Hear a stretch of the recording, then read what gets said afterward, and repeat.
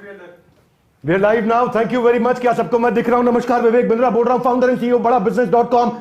कुछ समय का डिले दिया आपको, लेकिन पूरे यूनियन बजट 2023 की तैयारी के साथ आया। निर्मला ताई, आपको बहुत बधाई। करेंगे थोड़ी आपकी बुराई, ना पक्ष ना विपक्ष, चर्चा करेंगे केवल निष्पक्ष। कम ऑन एवरीबॉडी, निष्पक्ष। मैं आप सबसे बोल रहा हूं, हाँ, जितने मेरी टीम मेंबर हैं और आपसे, मेरे साथ बने रहिए और सुनते रहिए ध्यान से। अपने अपने मोबाइल को छोड़ दीजिए, मतलब मोबाइल को पकड़ के रखिए, बिल्कुल मत छोड़िए। फाइनेंस मिनिस्टर इस समय केतली से कहीं चाय भरने की कहीं कप में कोशिश कर रही है इकट्ठे। निर्मला सीतारमण पहली ऐसी महिला है जिन्होंने लगातार 5वीं दफा ये बजट हमारे को दिया है। मेरे साथ सुनना, बिजनेस के ऊपर, इकोनॉमी के ऊपर, फाइनेंस के ऊपर, फिस्कल डेफिसिट पे, एजुकेशन पे, एग्री पे, सब पे, हेल्थ पे, इतना अमेजिंग देने वाला हूं आपको चर्चा में। ग्लोबलाइजेशन हो गया है, आज तक ग्लोबलाइजेशन हमने सुना था।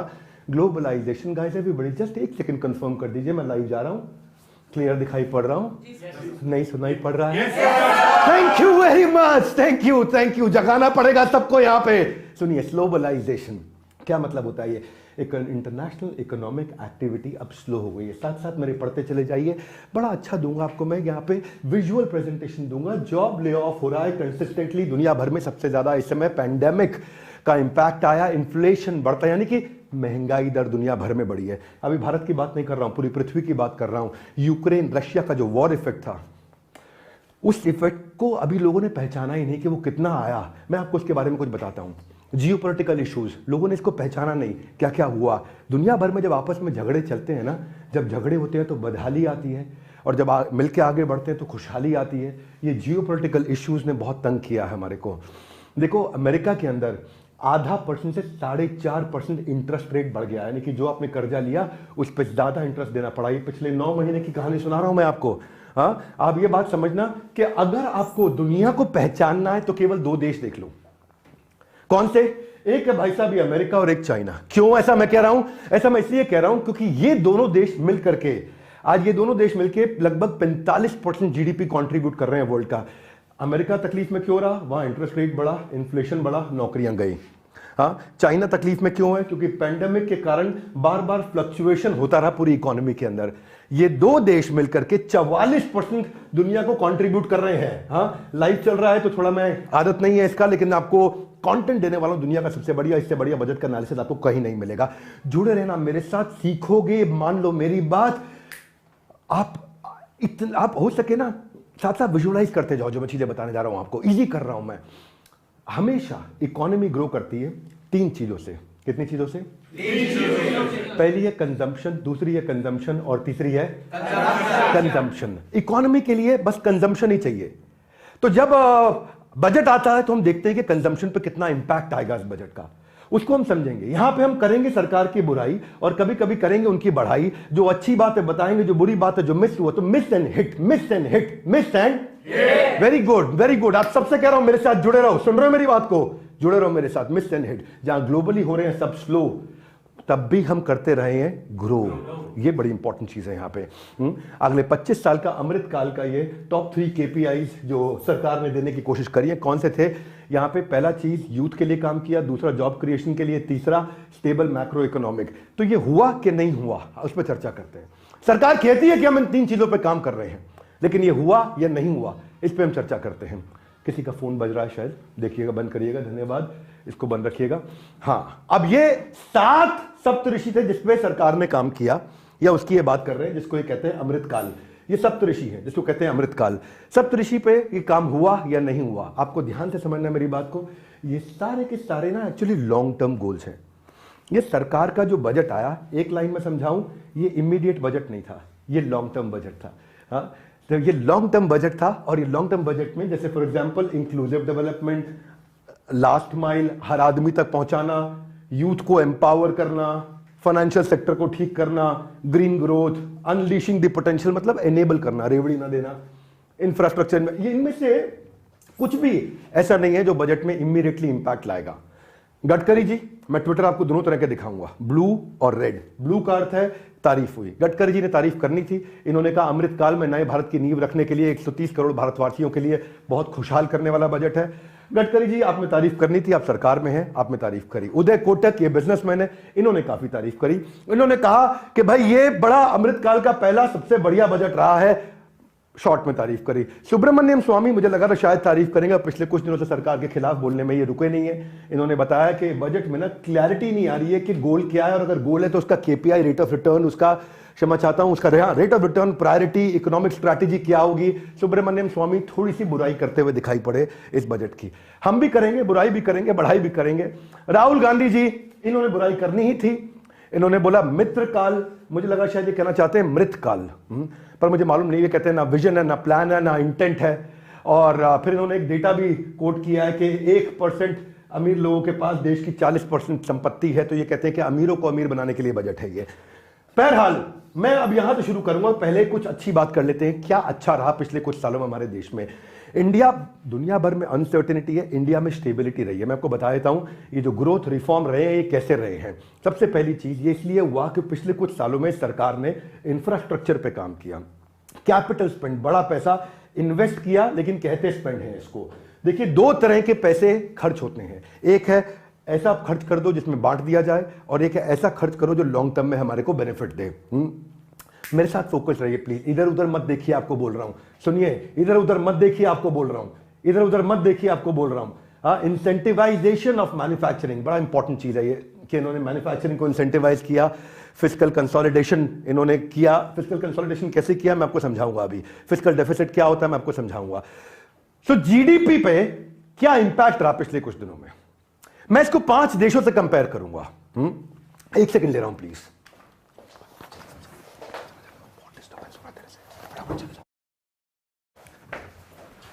पांच चीजों से मैं कंपैरिजन आपको बता रहा हूं, मैं 5 देशों के साथ कंपैरिजन बता रहा हूं। यूएस, चाइना, जापान, यूके और जर्मनी।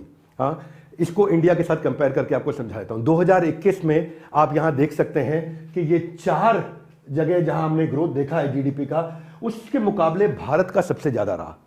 यानी कि यहां 2021 में भी ग्रोथ हुआ, 2022 में अगर आप देखेंगे तो यहां पे भी आप देख रहे हैं, मैं लाइव चल रहा हूं, मेरे साथ समझते जाइएगा, ग्रोथ सबकी गिरी है, भारत की फिर भी रही है ग्रोथ। ये क्यों रही मैं आपको समझाऊंगा अभी।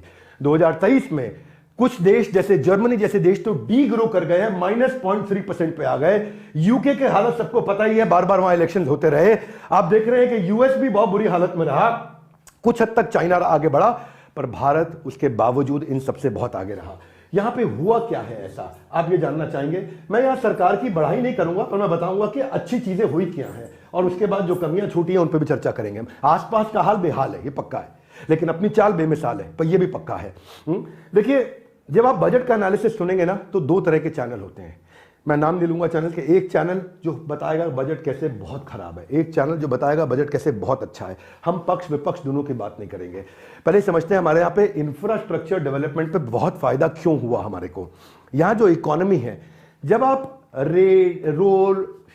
रोड, रेल, एयरपोर्ट, इन सब पे बहुत सारा पैसा लगाते हैं, तो उसका मल्टीप्लायर इफेक्ट आता है सेक्टर्स पे। ये मल्टीप्लायर इफेक्ट को समझते हैं अभी हम लोग। हाँ, हमने 4.3 ट्रिलियन से 7.3 ट्रिलियन रुपए का इन्वेस्टमेंट किया, यानी कि 4.25 लाख करोड़ से 7.5 लाख करोड़ का इन्वेस्टमेंट किया, और ये इस साल बढ़ा के 10 लाख करोड़ का कर दिया गया इन्वेस्टमेंट। हाँ, इसको थोड़ा हम समझते हैं। ये जो हुआ है, ये मुझे लग रहा था कि इस दफा नहीं होगा, क्योंकि बहुत सारे राज्यों में इलेक्शन आ रहे हैं, तो मुझे लगा था कि इस बार कुछ ना कुछ रेवड़ी बटेगी। फिर से नहीं किया, फिर से इंफ्रास्ट्रक्चर पे पैसा लगाया। इसका मीनिंग समझते हैं। जो गति शक्ति है ना, जिसमें आप सब प्रकार की 7 प्रकार की ट्रांसपोर्टेशन की अलग अलग फ्लाइट हो गया, ट्रेन हो गया, मास ट्रांसपोर्ट हो गया, रोड हो गया, शिप हो गया, सब हो गया, तो ये 7 प्रकार का लॉजिस्टिक्स का, इससे बड़ा इंपैक्ट आता है। तो ये हमारे को ग्लोबल विनर बनाता है। आपको पता है जर्मनी इसलिए नहीं हारा क्योंकि वो कमजोर देश था। जर्मनी इसीलिए हारा था क्योंकि उनके वेपन का सप्लाई खत्म हो गया था, क्योंकि उनकी आर्मी को आर्टिलरी नहीं मिल रही थी। यानी कि किस चीज की समस्या थी? इंफ्रास्ट्रक्चर, यानी कि लॉजिस्टिक्स, यानी कि लोगों के ट्रैवल करने की समस्या थी। यही कारण था। तो जहां पड़ोसी देश हो गए फेल, वहां भी अपने दियो में बचा हुआ है काफी तेल। क्या है वो, मैं आपको और चर्चा करूंगा बहुत डिटेल में। फाइट अगेंस्ट कोविड पे थोड़ी बात कर लेते हैं पहले। हमने वेंटिलेटर सस्ते बनाए, बहुत बनाए, अच्छी क्वालिटी के बनाए। आत्मनिर्भर भारत का एक एग्जाम्पल दिखाया हमने। हम सेफ ओपनिंग कर पाए लॉकडाउन में। जीएसटी और टैक्स कलेक्शन को बहुत बड़ा किया। एक कोई चुटकुला सुना रहा था मुझे कि कुंवारे तब कमाई में, जो कुंवारे थे तब कमाई में से अब कुछ पैसे मां बाप, भाई बहन और अपने मित्रों को देते थे। पर शादी हो जाने के बाद सारे पैसे घरवाली को देने पड़ते हैं। तो जीएसटी का मतलब क्या है? घरवाली का सर्विस टैक्स। तो ये जो घरवाली है हमारी, इन्होंने बहुत जीएसटी कलेक्ट किया। कैसा कलेक्ट किया हमारी घरवाली निर्मला ताई ने? ये 10 लाख करोड़ का जीएसटी कलेक्शन से 13.5 लाख करोड़ के जीएसटी कलेक्शन पे चले गए, यानी कि 25% हमने ज्यादा जीएसटी कलेक्ट किया है। इतना अर्निंग, मैं आपको थोड़ा साधारण भाषा में समझाता हूं, पहले इसको इजी करता हूं। ऐसे समझो, खर्चे भारत के घट नहीं रहे हैं। बुद्धिमान अगर सीईओ यानी प्रधानमंत्री, सीएफओ चीफ फाइनेंशियल ऑफिसर यानी कि वित्त मंत्री, अगर ये बुद्धिमान हो तो इनकम बढ़ा सकेंगे। इन्होंने इनकम बढ़ाई है, वहां से हमारे को फायदा हुआ। और इससे क्या हुआ? अगर जीएसटी ज्यादा दिया गया है, इसका मतलब ज्यादा लोगों ने खर्चा किया है। जीएसटी किस पे आता है? साबुन खरीदते हो, तेल खरीदते हो, शैम्पू खरीदते हो, ब्रेड खरीदते हो, सब्जी आटा कुछ भी खरीदते हो, उस पर जीएसटी देते हो। आप सीमेंट लेते हो, सड़क, आप कुछ भी बिल्डिंग बनाते हो, लकड़ी लेते हो, जो सामान बाजार में कपड़ा खरीदने जा रहे हो, घड़ी खरीदने जा रहे हो, उस पर जीएसटी दे रहे हो। जीएसटी ज्यादा का मतलब लोगों ने पैसा खर्च किया, इसका मतलब इकोनॉमिक एक्टिविटी बढ़ी थी। तो मैं आपको फंडामेंटल भी क्लियर करते जाऊंगा। ये आपको ऐसा लगेगा कि जैसे एक बड़ी इकोनॉमिक्स की क्लास भी हो रही है साथ साथ में। ये केवल आप बजट नहीं सीख रहे हो, आप देश की इकोनॉमी को समझोगे। इस वीडियो के बाद आपकी लर्निंग का लेवल नेक्स्ट लेवल पहुंच चुका होगा। मैंने आपको प्रॉमिस किया था, इससे अच्छा बजट का वीडियो कहीं नहीं मिलेगा। और जितना इन्होंने कमिट किया था, जितना इनको एक्सपेक्टेड था, उससे ज्यादा ये इस समय टैक्स कलेक्ट करने जा रहे हैं। यानी कि इन्होंने जितना सोचा था उससे ज्यादा मिल रहा है, क्योंकि भारत में लोग खर्चा करने से भी घबरा नहीं रहे हैं। और सबसे बड़ी बात यह है कि आजू बाजू बहुत बुरा हाल था।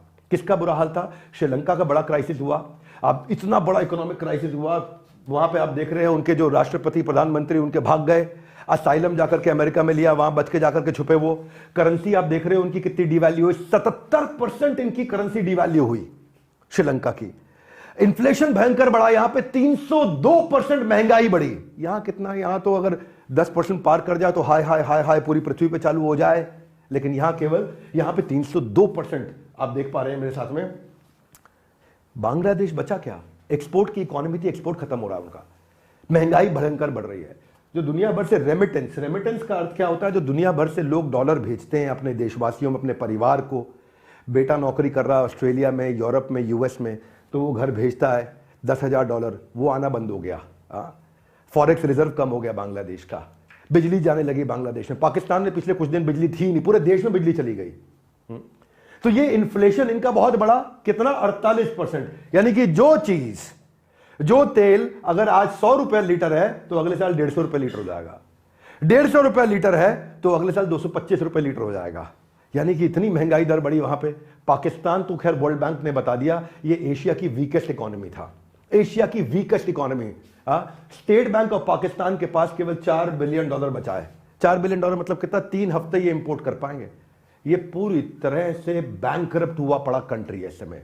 ये नेशन ऐसा है। यहां का इन्फ्लेशन रेट इनका 88%, यानी कि जो 100 रुपए लीटर है अगले साल 188 रुपए लीटर हो जाएगा। आप मेरी बात समझ पा रहे हैं?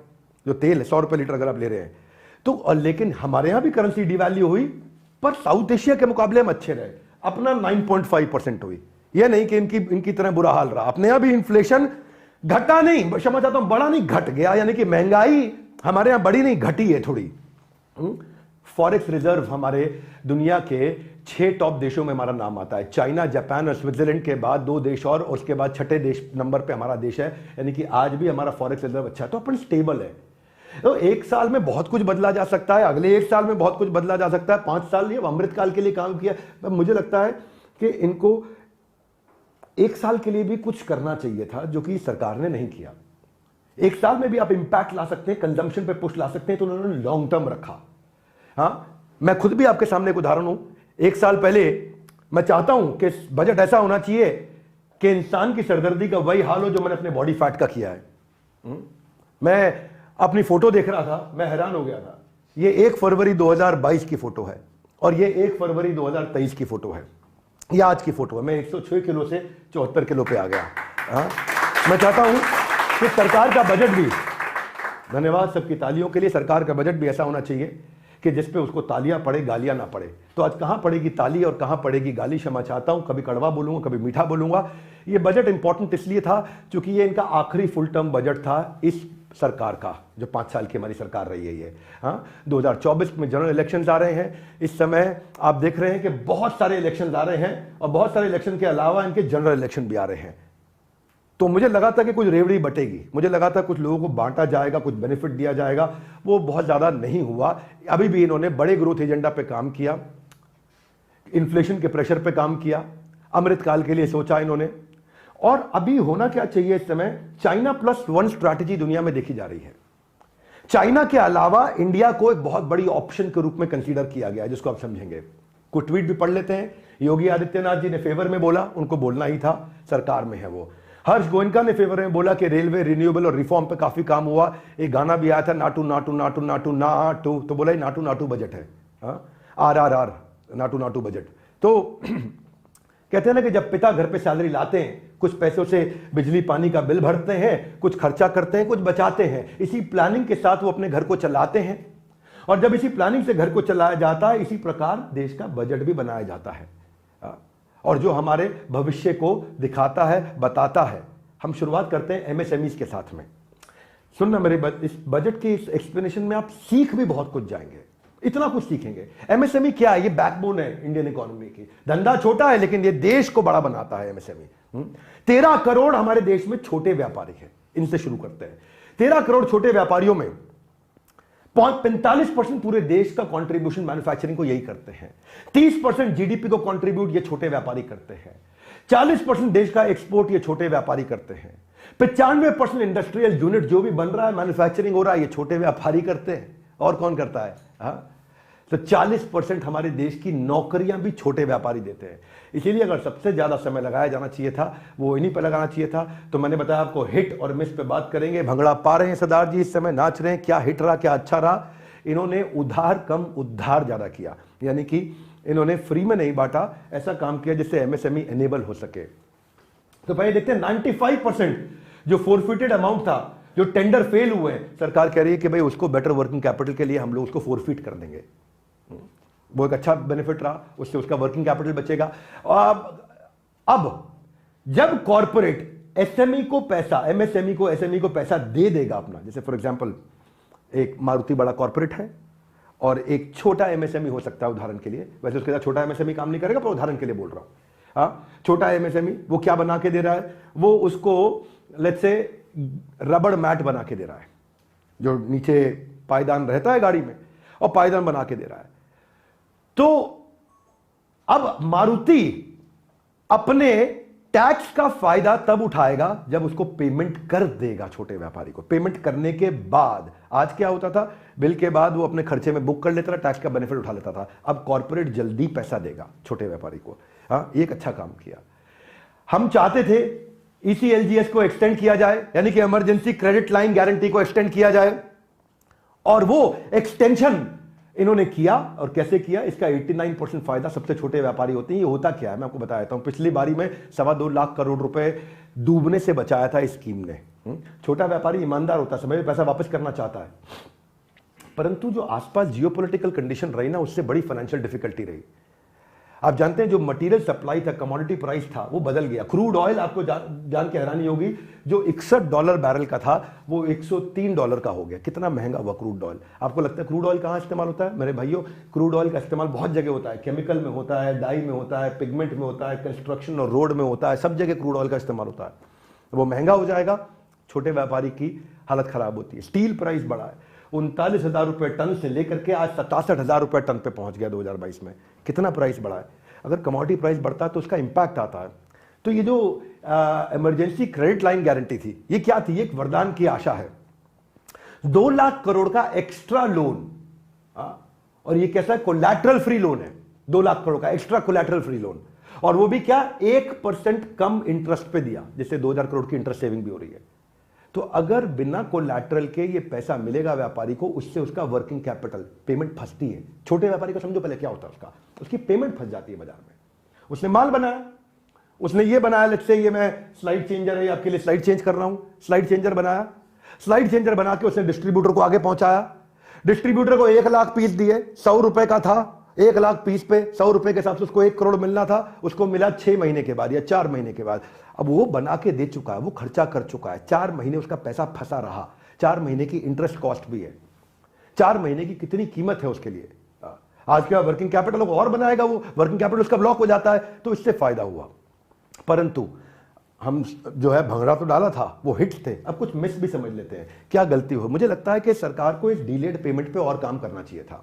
एमएसएमई की सबसे बड़ी समस्या क्या है, उसके पास वर्किंग कैपिटल नहीं है, क्योंकि वो साइकिल में फंस जाता है। जो रोटेशन साइकिल पर लग जाता है जंग, उसका हाथ बिल्कुल हो जाता है तंग। तो उस पर काम करना चाहिए था सरकार को। आपको पता है इन्होंने एमएसएमई समाधान योजना बनाई है, उसमें 61,000 केसेस आए थे और उस 61,000 केसेस में केवल 26,000 सॉल्व हुए। उसमें 20,000 करोड़ रुपए के केसेस रजिस्टर हुए, केवल 5,000 करोड़ रुपए रिलीज हो पाए। तो एमएसएमई समाधान योजना को और एफिशिएंट होना पड़ेगा, उसको एफिशिएंट होना पड़ेगा। क्योंकि आज जब मेरा पैसा फंसता है तो मैं सरकार की इस समाधान योजना में अप्लाई करता हूं, ये मेरा पैसा नहीं दे रहा, भाई मेरा पैसा नहीं दे रहा, मेरा पैसा दिलाओ, मेरा पैसा दिलाओ।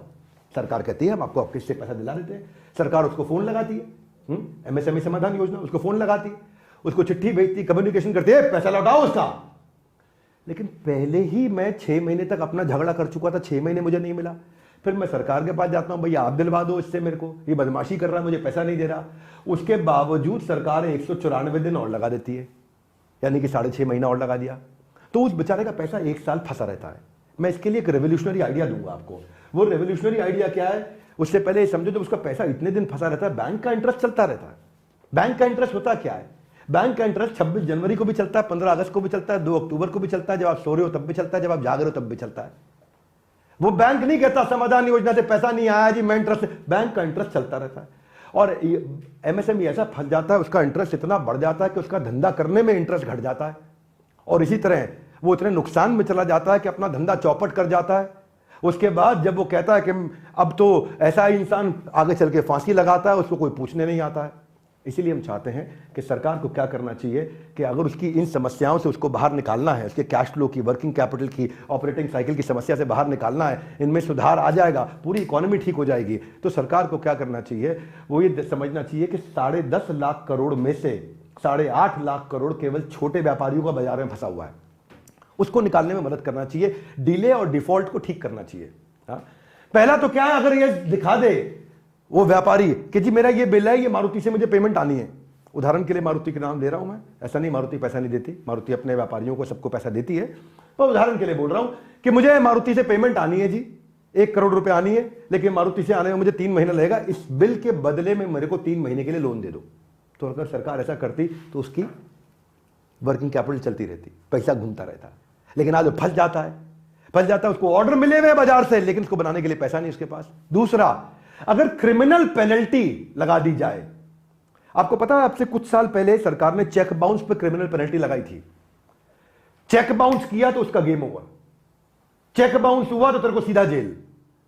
कंपाउंडेबल है लेकिन नॉन बेलेबल है। चेक बाउंस लेवल की पेनल्टी अगर सरकार लगा दे कि छोटे व्यापारी का तुमने पैसा नहीं दिया तेरे को जेल, अगर वो ला दे रेवोल्यूशन, तो गेम चेंज हो जाए। सरकार को इस पे काम करना चाहिए। छोटे व्यापारी को आता धंधा करना, कर लेगा, कुछ सीख लेगा, कुछ हम भी हैं सिखाने के लिए, कुछ और अच्छे फ्री वीडियोस हैं, कुछ और अच्छे एजुकेशन ले सकता है वो, लेकिन उसका पैसा फंस जाता है, उसके पैसे में उसकी मदद करनी चाहिए। उसको बोलना चाहिए कि बड़ी कंपनी, अगर तूने छोटे व्यापारी को पैसा नहीं दिया, तुझे पर डे का हैवी फाइन होगा, 45 दिन के अंदर पेमेंट कर, नहीं तो रोज का मोटा फाइन लगेगा तेरे पे। ये जो क्रिमिनल ऑफेंस चेक बाउंस का है, ये मेरे को बड़ा पसंद है। आप या तो डबल फाइन जमा करोगे, अगर तुम्हारा चेक बाउंस हो तो जेल हो जाएगी तुम्हारे को 2 साल की। ऐसा ही हो जाना चाहिए। इससे क्या हुआ, नंबर ऑफ चेक बाउंस जितने कम होगा, लोग आज डरते हैं, उनको घबराहट होती है, चेक बाउंस नहीं करना भैया। सामने वाला भी धमके, बेटा तेरा चेक बाउंस हुआ, रिकॉर्ड कर दिया, ईमेल पर डाल दिया, तेरा गेम ओवर, जेल होगी तेरे को। इसी तरह अगर उसका पैसा आ जाए। दूसरी एक समस्या समझाता हूं मैं, इसको सिंपल करके समझाता हूं। आज जब मैं कोई माल बेचता हूं, कोई सर्विस बेचता हूं, तो मैं उसका बिल बनाता हूं। मैंने क्या किया, मैंने फॉर एग्जांपल ये घड़ी बना के बेची, और घड़ी बना करके मैंने आगे दी एक बड़े ब्रांड को, और ब्रांड को दी, मैंने उसका बिल बना दिया 1 करोड़ रुपए का। उस 1 करोड़ रुपए 18 लाख रुपए मेरे को आज बिल पे जीएसटी जमा करना पड़ता है। पेमेंट आएगी 4 महीने बाद, जीएसटी देना पड़ता है आज। हमें सरकार को यह प्रार्थना है भैया आपसे, अगर आपको व्यापारियों को बचाना, आपकी जेब से कुछ नहीं लगेगा, आपको सिंपल तरीका बता रहे हैं। सिंपल तरीका यह था कि वो 18 लाख का जीएसटी उसको तब देना पड़े जब उसको वो बड़ी कंपनी 1 करोड़ रुपए दे दे। जब 1,18,00,000 आए तब जीएसटी लो ना। आप जीएसटी उससे आज ले लेते हो, पेमेंट उसकी 4 महीने बाद आती है, समाधान योजना में आप उसकी मदद करते नहीं हो, तो ये सरकार के लिए हम लोग थम्स डाउन भी देना चाहते हैं। ये दोनों तरह की बातें, इसलिए मैंने बताया ना पक्ष ना विपक्ष। बिल्कुल ठीक। एमएसएमई जो जीएसटी कलेक्ट करता है बाहर से, कई बार पेमेंट नहीं आता, उसका मूल भी नहीं आता, फंस जाता है। तो इसीलिए जीएसटी पेमेंट के बेसिस पे लो, उसके पास पैसा आए तब उससे आप जीएसटी ले लो। भाई कमाने वाले से पैसा लो, मरे हुए को और मारोगे तो क्या देश ही मर जाएगा भाई। ऐसे यही तो है हमारे 13 करोड़ व्यापारी जो 40 करोड़ लोगों को नौकरी दे रहे हैं। इनको मार दोगे तो 40 करोड़ नौकरियां अपने आप चली जाएंगी। अब मैं बात करता हूं कुछ स्टार्टअप्स के बारे में। ये अनुपम मित्तल जी कहते हैं कि यार इतना दिमाग क्यों लगा रहे हो आप लोग बजट के ऊपर। सारा आदमी देखता है हमें कितना मिलेगा, हमें कितना मिलेगा, पहले देखते हैं देश को कितना मिल रहा है। स्टार्टअप इकोसिस्टम आज हमारा दुनिया में तीसरा सबसे बड़ा इकोसिस्टम है, लेकिन ये केवल 4% हमारे जीडीपी को कंट्रीब्यूट कर रहा है, या करेगा अगले 2 साल में। आज तो केवल 2.5% कंट्रीब्यूट कर रहा है हमारे देश को। और आप ये समझ लीजिए 2016 में जो केवल 500 स्टार्टअप थे, आज 85,000 स्टार्टअप हो गए। यानी कि ये कल्चर बढ़ रहा है हमारे देश में स्टार्टअप शुरू करने का। 8.5 लाख नौकरियां दे रहा है स्टार्टअप हमारे यहां। 108 यूनिकॉर्न है, यूनिकॉर्न मतलब जो 8,000 करोड़ की कंपनी हुई। ये 250 हो जाएंगे अगले 2-3 साल में, या बल्कि 2 साल में। पर आज स्टार्टअप मार झेल रहा है, किसकी? ग्लोबल रिसेशन की, और किसकी? फंडिंग विंटर की। उसको आज पैसा नहीं मिल रहा है। शार्क टैंक देख के आप समझ नहीं पाओगे कि एक्चुअल फंडिंग हो रही है कि नहीं हो रही है बाजार में। आज कंपनियां बड़े पैमाने पर छटनी कर रही हैं, ये अच्छा संकेत नहीं है स्टार्टअप्स के लिए। आज ले ऑफ हो रहा है और फंड रेज कम हो रहा है। 21,000 21,500 एम्प्लॉइज पिछले 71 स्टार्टअप ने पिछले 1 साल में निकाल दिए, और उसमें से एडटेक ने ही 8,000 एम्प्लॉय निकाल दिए। जो $25 बिलियन रेज किया था 2022 में, 40% कम रेज हुआ है इस साल। ये पिछले साल 2021 के मुकाबले 2022 में 40% कम रेज हुआ है। यानी कि जो पैसा बाजार में मिला करता था, फंड रेज हुआ करता था, बड़ा बड़ा फंड आया करता था, वो आना बंद हो गया है। क्यों? क्योंकि वैल्यूएशन बढ़ गई है। इन्वेस्टर कह रहा है नहीं नहीं नहीं, पहले प्रॉफिट में लेके आओ। पेटीएम का हाल सबने देख लिया है, नाइका का हाल देख लिया है। अब कहते हैं जब तक प्रॉफिट नहीं होगा तब तक हम पैसा लगाएंगे नहीं। और ये लोग फंसे हुए स्टार्टअप्स वाले, इनकी वैल्यूएशन 55% नीचे गिर गई है सारे स्टार्टअप्स की। और इस समय हमारे देश की सरकार स्टार्टअप्स के लिए बहुत कुछ नहीं करना चाहती है। मैं आपको बताता हूं क्यों नहीं करना चाहती है। क्योंकि हमारे देश में 85,000 स्टार्टअप हैं, लेकिन छोटा व्यापारी 13 करोड़ है, तो उसको वोटर के लिए काम करना होता है। 85,000 स्टार्टअप केवल 9 लाख नौकरियां दे रहे हैं, ये 40 करोड़ नौकरियां दे रहे हैं। और इसीलिए गवर्नमेंट हमेशा यहां ज्यादा फोकस करेगा। 13 करोड़ वर्सेस 85,000। 85,000 मतलब 1 लाख भी नहीं, वहां 13 करोड़ लोग हैं। और 13 करोड़ लोग किसको दे रहे हैं नौकरी? 40 करोड़। 40 करोड़ वर्सेस 9 लाख। तो स्टार्टअप का इकोसिस्टम बढ़ाने के लिए अगर काम किया जाए तो आज का स्टार्टअप कल की एमएनसी बनेगी। प्रधानमंत्री ने कहा था, पर इसके ऊपर कुछ काम हुआ नहीं। हाँ, जो अच्छा हुआ है मैं वो भी बता देता हूं। अच्छा ये हुआ है कि इनकम टैक्स का बेनिफिट 3 साल के लिए बढ़ा दिया गया है। जो पहले 7 साल के लिए था उसको 3 साल के लिए बढ़ा दिया गया। एग्रीटेक पे कुछ फंड आया रूरल एंटरप्रेन्योर्स के लिए। और सेट ऑफ लॉसेस जो है, जिसको मैं समझा रहा था आपको कि पहले जो है आपका जो लॉस होता था 7 साल तक, उसको आप टैक्स में एडजस्ट कर सकते हो। अगले साल प्रॉफिट में आओगे तो भी टैक्स देने की जरूरत नहीं। अब उसको 10 साल कर दिया। यानी कि अगर 10 साल तक आप अपने सारे लॉसेस को आने वाले प्रॉफिट से भी एडजस्ट कर दोगे। चलो एक चीज अच्छी है, स्टार्टअप लॉस में ही रहते हैं, तो उनको जब प्रॉफिट होएगा तो प्रॉफिट बचा भी लेंगे अपने आप को। क्योंकि 80% स्टार्टअप हमारे देश में लॉस में रहते हैं। तो आने वाले समय में वो पुराने वाले लॉस के बदले जब उनको टैक्स देने का टाइम आएगा तो सरकार ने कहा ठीक है हम तुमको थोड़ा कंफर्ट दे देते हैं, तुम्हारे थोड़ा आराम दे देते हैं, तुमने बहुत लॉस झेल लिया है, अब जब तुम कमा रहे हो तो फट से नहीं छीनेंगे तुमसे। ये सरकार के लिए एक अच्छी बात है। तो उसके लिए मैं सरकार की तारीफ करनी चाहिए, स्टार्टअप्स के लिए काम किया है। लेकिन आंख में आंसू भी आ जाते हैं जब देखते हैं कि बजट के अंदर ईसॉप क्या होता है, इसको समझ लो। हमारे साथ एक एम्प्लॉई है, फॉर एग्जाम्पल हमारे साथ में एक एम्प्लॉई है पल्लवी मैडम, अभी साथ में खड़ी है यहां पे। अब पल्लवी मैडम को कंपनी में कुछ हिस्सेदारी मिली है। अब इनको जब कंपनी में हिस्सेदारी जब पूरी मिल जाती है तो मिलते ही, जब इनको हिस्सेदारी मिलती है तो मिलते ही सरकार इनसे टैक्स ले लेती है। इनको हिस्सेदारी कागज पे मिली है, पैसा जेब में नहीं आया, पर सरकार कहती है पल्लवी पैसा लेके आओ भैया। ये आप कौन है? बोला हम कौन सी ताई है? आप जानते, निर्मला ताई। तो अब ये करती है निर्मला ताई की बड़ी बुराई। बोले मेरे को तो कागज मिला है, पैसा मिला नहीं। उन्होंने कहा हमको टैक्स चाहिए, हमने तो इनकम मान लिया, आपको कंपनी में हिस्सेदारी मिली है। तो ये हिस्सेदारी जो स्टार्टअप की हिस्सेदारी होती है, ये नेशनल स्टॉक एक्सचेंज और बॉम्बे स्टॉक एक्सचेंज जैसी लिस्टेड कंपनी वाली नहीं है कि हिस्सेदारी मिली तुरंत कैश मिल जाएगा। तो ये जो ईसॉप है, अब इसको मैं थोड़ा समझा देता हूं। स्टार्टअप को, बढ़िया मैन पावर को रोकने के लिए पल्लवी मैम हमारे साथ काम करती रहे, उनको रोकने के लिए हम उनको हिस्सेदारी देते हैं कि ले लो भैया, थोड़ी हिस्सेदारी हमसे ले लो पल्लवी मैम, आप हमारे साथ जुड़े रहो कंपनी में। वो कहती है ठीक है सर, मैं आपके साथ काम करूंगी। लेकिन होता क्या है, इनको डबल टैक्स लग जाता है। हाथ आगे लाई कितना लग जाता है? हाथ आगे लाई कितना लग जाता है? Double tax. पूछिए कैसे? ऐसे कि पहले इनको कागज दिया, ये लो हिस्सेदारी, सरकार इनसे उससे में टैक्स ले लेती है। और जब इनकी हिस्सेदारी बाजार में बिकने लायक बनती है कि भाई मेरे पास कंपनी का 5% है, ये लो 5% के शेयर में आपको देती हूं, हाँ, क्योंकि मुझे 5% का शेयर 10 करोड़ का मिला था, अब इसकी कीमत 20 करोड़ हो गई, मुझे 20 करोड़ दे। तो जब वो 10 करोड़ की चीज 20 करोड़ में ये बेचती हैं तो उस बचे हुए 10 करोड़ में फिर से टैक्स देती हैं। ठीक कह रहा हूं कि नहीं कह रहा हूं भाई लोग? समझ में आ रही है बात? तो कितना नुकसान हो गया? डबल नुकसान हो गया। तो सरकार से हम यहां प्रार्थना करना चाहते हैं कि ऐसा ना किया जाए भैया। आप डबल करने की जगह आप यूएस की पॉलिसी अपनाइए। यूएस कहता है कि जब पल्लवी बेचेंगी कंपनी की हिस्सेदारी, खाली तभी टैक्स देना है। सिंगापुर कहता है देना तो तभी है जब खाली बेचेंगे, मिलने के टाइम तो हम नहीं लेते, लेकिन जब बेचोगे तब भी हम 75% डिस्काउंट देते हैं आपको, ताकि विवेक बिंद्रा जी जब अपनी कंपनी बनाए तो उनको एम्प्लॉय लाने में आसानी हो, अच्छे एम्प्लॉय के साथ काम कर सकें। देखो बिजनेस के अंदर ना दो ही चीजों की तकलीफ होती है, एक पैसे की और एक बढ़िया मैन पावर की। ये दो बड़े प्रॉब्लम सॉल्व कर दो, बिजनेस अपने आप आगे बढ़ जाएंगे। कितनी प्रॉब्लम होती है भाई लोग? दो प्रॉब्लम, एक पैसे की, एक मैन पावर की। बढ़िया मैन पावर आ जाए, बढ़िया पैसा आ जाए, लोगों में बुद्धि बहुत है, कुछ ना कुछ जुगाड़ करके भारत में बिजनेस कर ही लेते हैं लोग। दूसरा सुझाव, सरकार से हाथ जोड़ के मेरी प्रार्थना है, मिनिस्ट्री बनाओ स्टार्टअप के लिए। हर चीज के लिए मिनिस्ट्री बना दी है आपने, कुछ ऐसी चीजों के लिए भी मिनिस्ट्री बनाई है जिसका मैं क्या बताऊंगा, मैं जरा बोलूंगा नहीं, लेकिन इतना जरूर कहूंगा इसके लिए मिनिस्ट्री जरूर बनाई है स्टार्टअप्स के लिए। भाई invest India, startup India, make in India को ज्यादा कम्युनिकेट करना चाहिए स्टार्टअप के साथ में। आप अच्छे चेक्स एंड बैलेंस बना पाएंगे। एक बढ़िया अलग से मिनिस्ट्री बनाइए, अलग से इसका एक मंत्री जी रखिए, अलग से इसके ब्यूरोक्रेट रखिए, ताकि आप दुनिया की बेस्ट प्रैक्टिसेस को उठा सकें। दुनिया में बड़ी बेस्ट प्रैक्टिसेस चल रही हैं इसके ऊपर। इजराइल को देखो, उन्होंने अपनी मिनिस्ट्री बना रखी है, 85% सरकार खुद ही इन्वेस्ट करती है एक स्टार्टअप में, और बदले में हिस्सेदारी भी नहीं लेती, और 3 साल के लिए इन्वेस्टमेंट रहती है।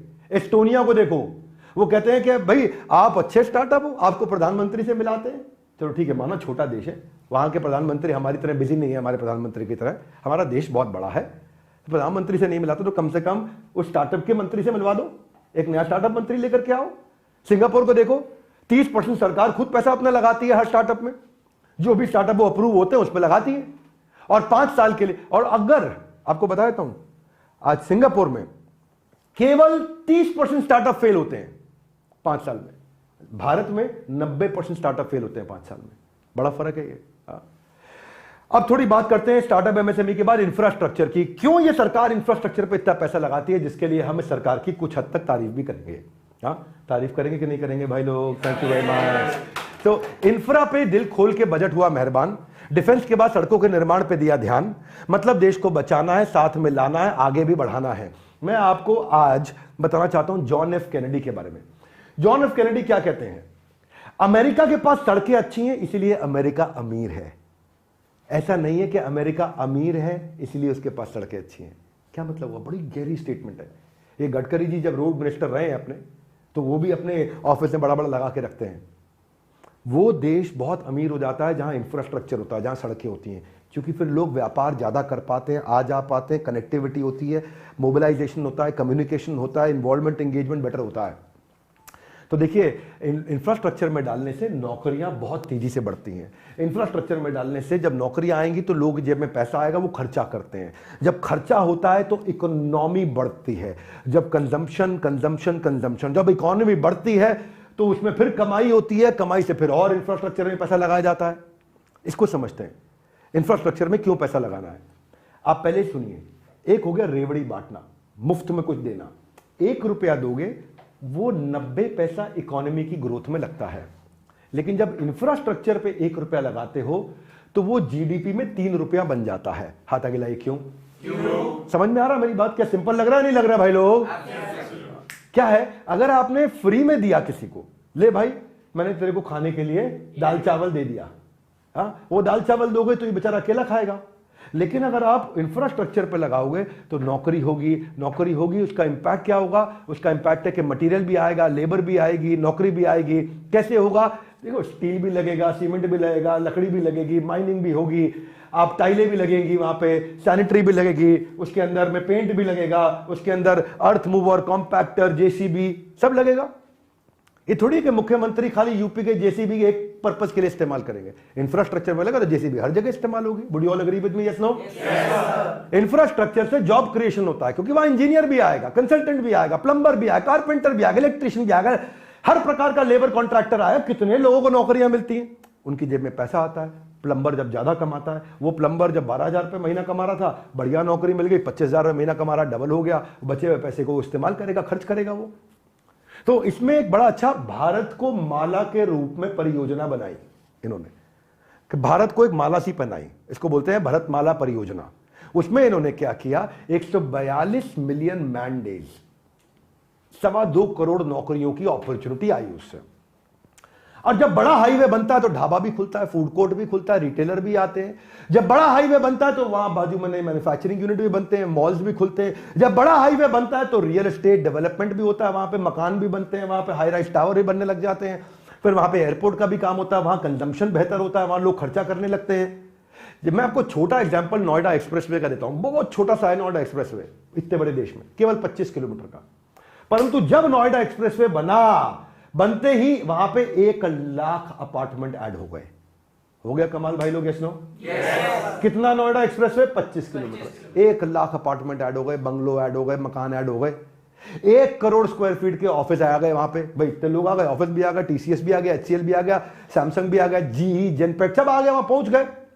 जब ये आ गए तो उनके लिए बढ़िया रेस्टोरेंट भी आ गए, होटल भी आ गए, फूड चेन भी आ गए। अरे अरे अरे अरे, डोमिनोज पिज्जा 30 मिनट में घर लेके पहुंचेगा, आप बताओ हमारे आपके पास। अरे सब आ गए, वाओ मोमो, सब बढ़िया से आ रहे हैं वहां पे, खूब मजा आ रहा है इस समय। अब देखिए इसमें क्यों भंगड़ा डाला जाना चाहिए, इसमें क्या अच्छी चीज है? जब ये फंड जो है 10,000 करोड़ का अर्बन डेवलपमेंट पे इन्होंने डाला, 50 एयरपोर्ट और हेलीपैड को रिवाइव किया, जिसमें 1250 करोड़ रुपए और लगाने जा रहे हैं। हालांकि पीछे गुस्से में किसी ने चिल्लाया भी कि और एयरपोर्ट बनाओगे तो बनाने के दोगे किसको? तो उनको पता था किसकी बात कर रहे थे।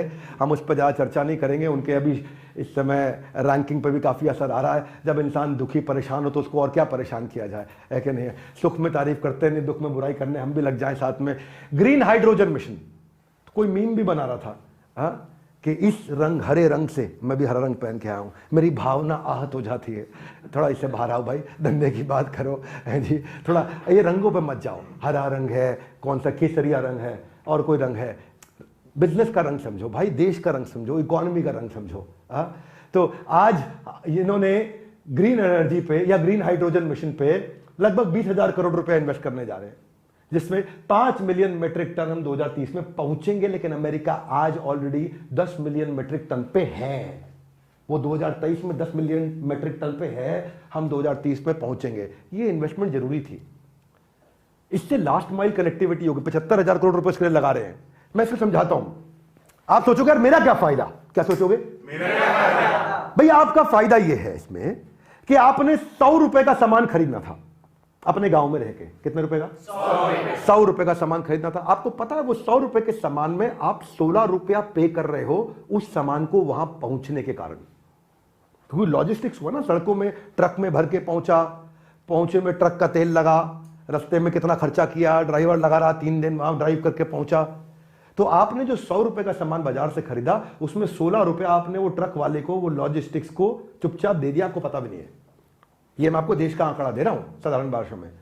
अगर ये सड़कें बन रही हैं जिस तरह से बन रही हैं, वो 100 रुपए का माल में 16 नहीं देना पड़ेगा, आपको 8 ही देना पड़ेगा। यानी कि 100 रुपए की चीज 92 रुपए की हो जाती है। इससे पूरे देश में जब भारी मात्रा में असर आता है तो वो असर बहुत बड़ा हो जाता है। 100 रुपए में 8 रुपए 16 रुपए समझ नहीं आएगा आपको। अभी हमारे साथ में मोनू पलवल में रहता है। अब पलवल में जब ये कोई सामान खरीदता है तो वो 100 रुपए के सामान में जिस ट्रक के कारण ये पहुंचा उसके लिए 16 रुपए इसकी जेब से जा रहा था, उसको पता नहीं, लेकिन आगे चल के वो 8 ही रुपए जाएगा, इसका 8 रुपए बच जाएगा। अब ऐसे ही पलवल से लेकर के आप पानीपत तक जो करोड़ों लोग रह रहे हैं उनके 8-8 रुपए बच रहे हैं हर 100 रुपए पे। यानी कि हजारों करोड़ में 8% बचना बहुत बड़ा असर आता है इससे। एक ट्वीट देख लेते हैं। राजनाथ सिंह जी भी तारीफ कर रहे हैं, $5 ट्रिलियन इकोनॉमी की तैयारी कर रहे हैं। तो आप तारीफ करेंगे, आप सरकार में। हर्ष गोयनका ने इनकी तारीफ करी, मैं दोबारा याद इसलिए दिला रहा हूं क्योंकि इस सब्जेक्ट पे फिर से तारीफ करी, वैसे पहले बता चुका हूं उनके बारे में। तो हमारा सुझाव क्या है? Keep increasing investment. हाँ, और वो आपने किया भी है। इसमें आपने क्या किया? 5.5 लाख करोड़ से आप 7.5 लाख करोड़ पे आए, 7.5 लाख करोड़ से आप 10 लाख करोड़ पे आए। तो आप लगातार इन्वेस्टमेंट बढ़ा रहे हैं, अच्छा लगा हमारे को। सड़कों पे आपने काम किया, सड़कों में 1,87,000 करोड़ से आप 2,70,000 करोड़ पे आए, 44% आपने बढ़ा दिया। सड़कें बननी जरूरी है, याद रखना। अमेरिका इसलिए अमेरिका में सड़कें इसलिए नहीं क्योंकि वो अमीर है, अमेरिका अमीर इसलिए क्योंकि उसमें सड़कें हैं। सड़कें बनने से देश अमीर बनता है, ये आपको पता नहीं चलता है। तो ये लॉन्ग टर्म विजन, मैंने ये चीज देखा है कि ये सरकार थोड़ी अलग प्रकार की, सुनती नहीं है किसी की, ये थोड़ी करेज वाली सरकार है। तो ये लॉन्ग टर्म पे काम करती है। कहते हैं वोट दो नहीं दो, बात की बात है, हम वो काम करेंगे जो अमृतकाल का काम है। ये तारीफ करने लायक बात है। जहां होगी बुराई करेंगे। सड़कों इन्होंने काफी अच्छी कंप्लीट करी है। महाराष्ट्र समृद्धि महामार्ग बनाया इन्होंने मुंबई से नागपुर, पूर्वांचल एक्सप्रेस इन्होंने बहुत बड़ा बनाया, वेस्टर्न ईस्टर्न पेरिफेरी। इसकी मेरे पास बहुत एग्जांपल थे पर मैं कट शॉर्ट कर रहा हूं आपके सामने। रेलवे पे इन्होंने काफी पैसा लगाया। अब रेलवे में पिछले 10 साल में इन्होंने 9 गुना इन्वेस्टमेंट कर दिया। 55,000 करोड़ से 2.5 लाख करोड़ पे आ गए भाई लोग। कितना? 55,000 करोड़ से 2.5 लाख करोड़, लगभग 2.5 लाख करोड़, 2,40,000 करोड़, तो 2.5 लाख करोड़ जैसा ही हो गया। वो इतना इन्वेस्टमेंट बढ़ा दिया इन्होंने रेलवे पे। अब जब रेल ज्यादा चलेगी, हर जगह चलेगी, हर जगह पहुंचेगी। नॉर्थ ईस्ट में मेरा एक दोस्त रहता है, कहता है हमारे यहां तक रेल आती नहीं है। वो रहता है अरुणाचल प्रदेश में, रेल ही नहीं आती। मैं कहा फिर क्या करते हो? बोला फिर वही गाड़ी करते हैं, टैक्सी करते हैं, कुछ करते हैं, जुगाड़ करते हैं और बैठ के इकट्ठे होकर के आते हैं, बस पे आते चढ़ के। गुवाहाटी से फिर हमारे को जुगाड़ बनता है। लेकिन अगर ये रेल बन जाए, कितनी कनेक्टिविटी बढ़ेगी, नॉर्थ ईस्ट तक समृद्धि पहुंच जाएगी हमारे देश में, वो हमारे देश का असली हिस्सा बन पाएगा। सो बड़े बड़े रेल के प्रोजेक्ट ये कंप्लीट कर रहे हैं। आपको बता दूं, इन्होंने 8 ट्रेन लॉन्च करी हैं, वंदे भारत, अभी 40 और लॉन्च करने जा रहे हैं। ये आपको जानकारी होनी चाहिए। ये केवल बजट का सेशन नहीं है। इस सेशन से आप इतना सीख जाओगे, इतना सीख जाओगे कि भाई साहब आपको कोई बेवकूफ नहीं बना पाएगा। वरना हमारे देश में लोग पौवे के लिए वोट दे देते हैं। किसके लिए? एक पौवा मिलता है, वोट दे देते। ठीक बात है कि नहीं? क्यों मोहन, तुम्हारे गांव में ये हो रहा है? वो कह रहा है हमारे यहाँ पलवल में पौवे के लिए वोट दे रहे हैं। एक पौवा दे जाता है, वोट ले जाता है। प्लीज अंडरस्टैंड, ये इसको बिल्ड करिए माइंडसेट को। क्या बिल्ड करिए? माइंडसेट को बिल्ड करिए, लर्न करिए। ये 1 स्टेशन 1 प्रोडक्ट, ये हमारा सुझाव है सरकार को। 535 स्टेशन है, यहां 572 प्रोडक्ट कवर हुए हैं और हम चाहते हैं कि सरकार से कहना चाहते हैं कि और कवर करें इस पे। 1 स्टेशन 1 प्रोडक्ट। आप जानते हैं जैसे मधुबनी आर्ट वर्क पटना में, कांचीपुरम साड़ी चेन्नई में, टेराकोटा क्ले आइटम राजकोट में, ऐसे ही अचार मिलता है बढ़िया पंचरंगा पानीपत में, ऐसे ही ये चिकन कड़ी की हैंडवर्क के कपड़े मिलते हैं बढ़िया बढ़िया, लेडीज को बहुत पसंद आता है ये लखनऊ में, लेदर गुड आगरा में। तो ये अगर एक एक शहर एक आइटम के लिए पॉपुलर हो जाए और इस पर बहुत ज्यादा काम किया जाए। बहरहाल एक चेनाब रेल ब्रिज बनाया गया। आईफिल टावर कितना ऊंचा है, ये आईफिल टावर से भी ऊंचा रेल ब्रिज बनाया है, जिसके लिए हम सरकार को बधाई देना चाहते हैं। ये एक अचीवमेंट होती है कि नहीं? बधाई देंगे आप लोग? ये थोड़ा कंजूसी कर रहे हैं बधाई देने में, इनको इनकम टैक्स में ज्यादा बेनिफिट नहीं मिला है तो इसलिए, लेकिन फिर भी अच्छी चीज पे बधाई देनी चाहिए। Would you agree with me? Yes no? Delhi Mumbai industrial corridor 1483 kilometre का ये बनने जा रहा है पूरा। बहुत से इंफ्रा प्रोजेक्ट कंप्लीट हुआ। सबसे अच्छी चीज मुझे लगी, 18 शहर हमारे देश में मेट्रो बन चुकी है, 18 शहरों में। और ये 18 शहर जल्दी ही 100 शहर हो जाएंगे जिसमें मेट्रो बनेगी। मेट्रो आती कितना फर्क पड़ता है, सड़क पे लोड कम आता है ट्रैफिक का। पीएम आवास योजना पे इन्होंने काम किया, इसमें 63 लाख मकान बनाए गए 1 करोड़ 20 लाख में से। 1 करोड़ 20 लाख मकान इनको गरीबों को देने थे बना के। 1 करोड़ 20 लाख में से आधे इन्होंने गरीबों को बना के दे दिए, आधे अभी और देंगे। 100 स्मार्ट सिटी आइडेंटिफाई की थी, केवल 66% में काम चालू हुआ है। बाकियों में सरकार से हम प्रार्थना करेंगे, भाई आप हमारे राजा, हम आपकी प्रजा, हमारी इच्छा कि आप उस पर भी बाकी 34 पे भी काम करें, उसको तेजी से आगे बढ़ाएं। डिजिटल इंफ्रास्ट्रक्चर, ये था फिजिकल, में डिजिटल पे भी बात करना चाहता हूं।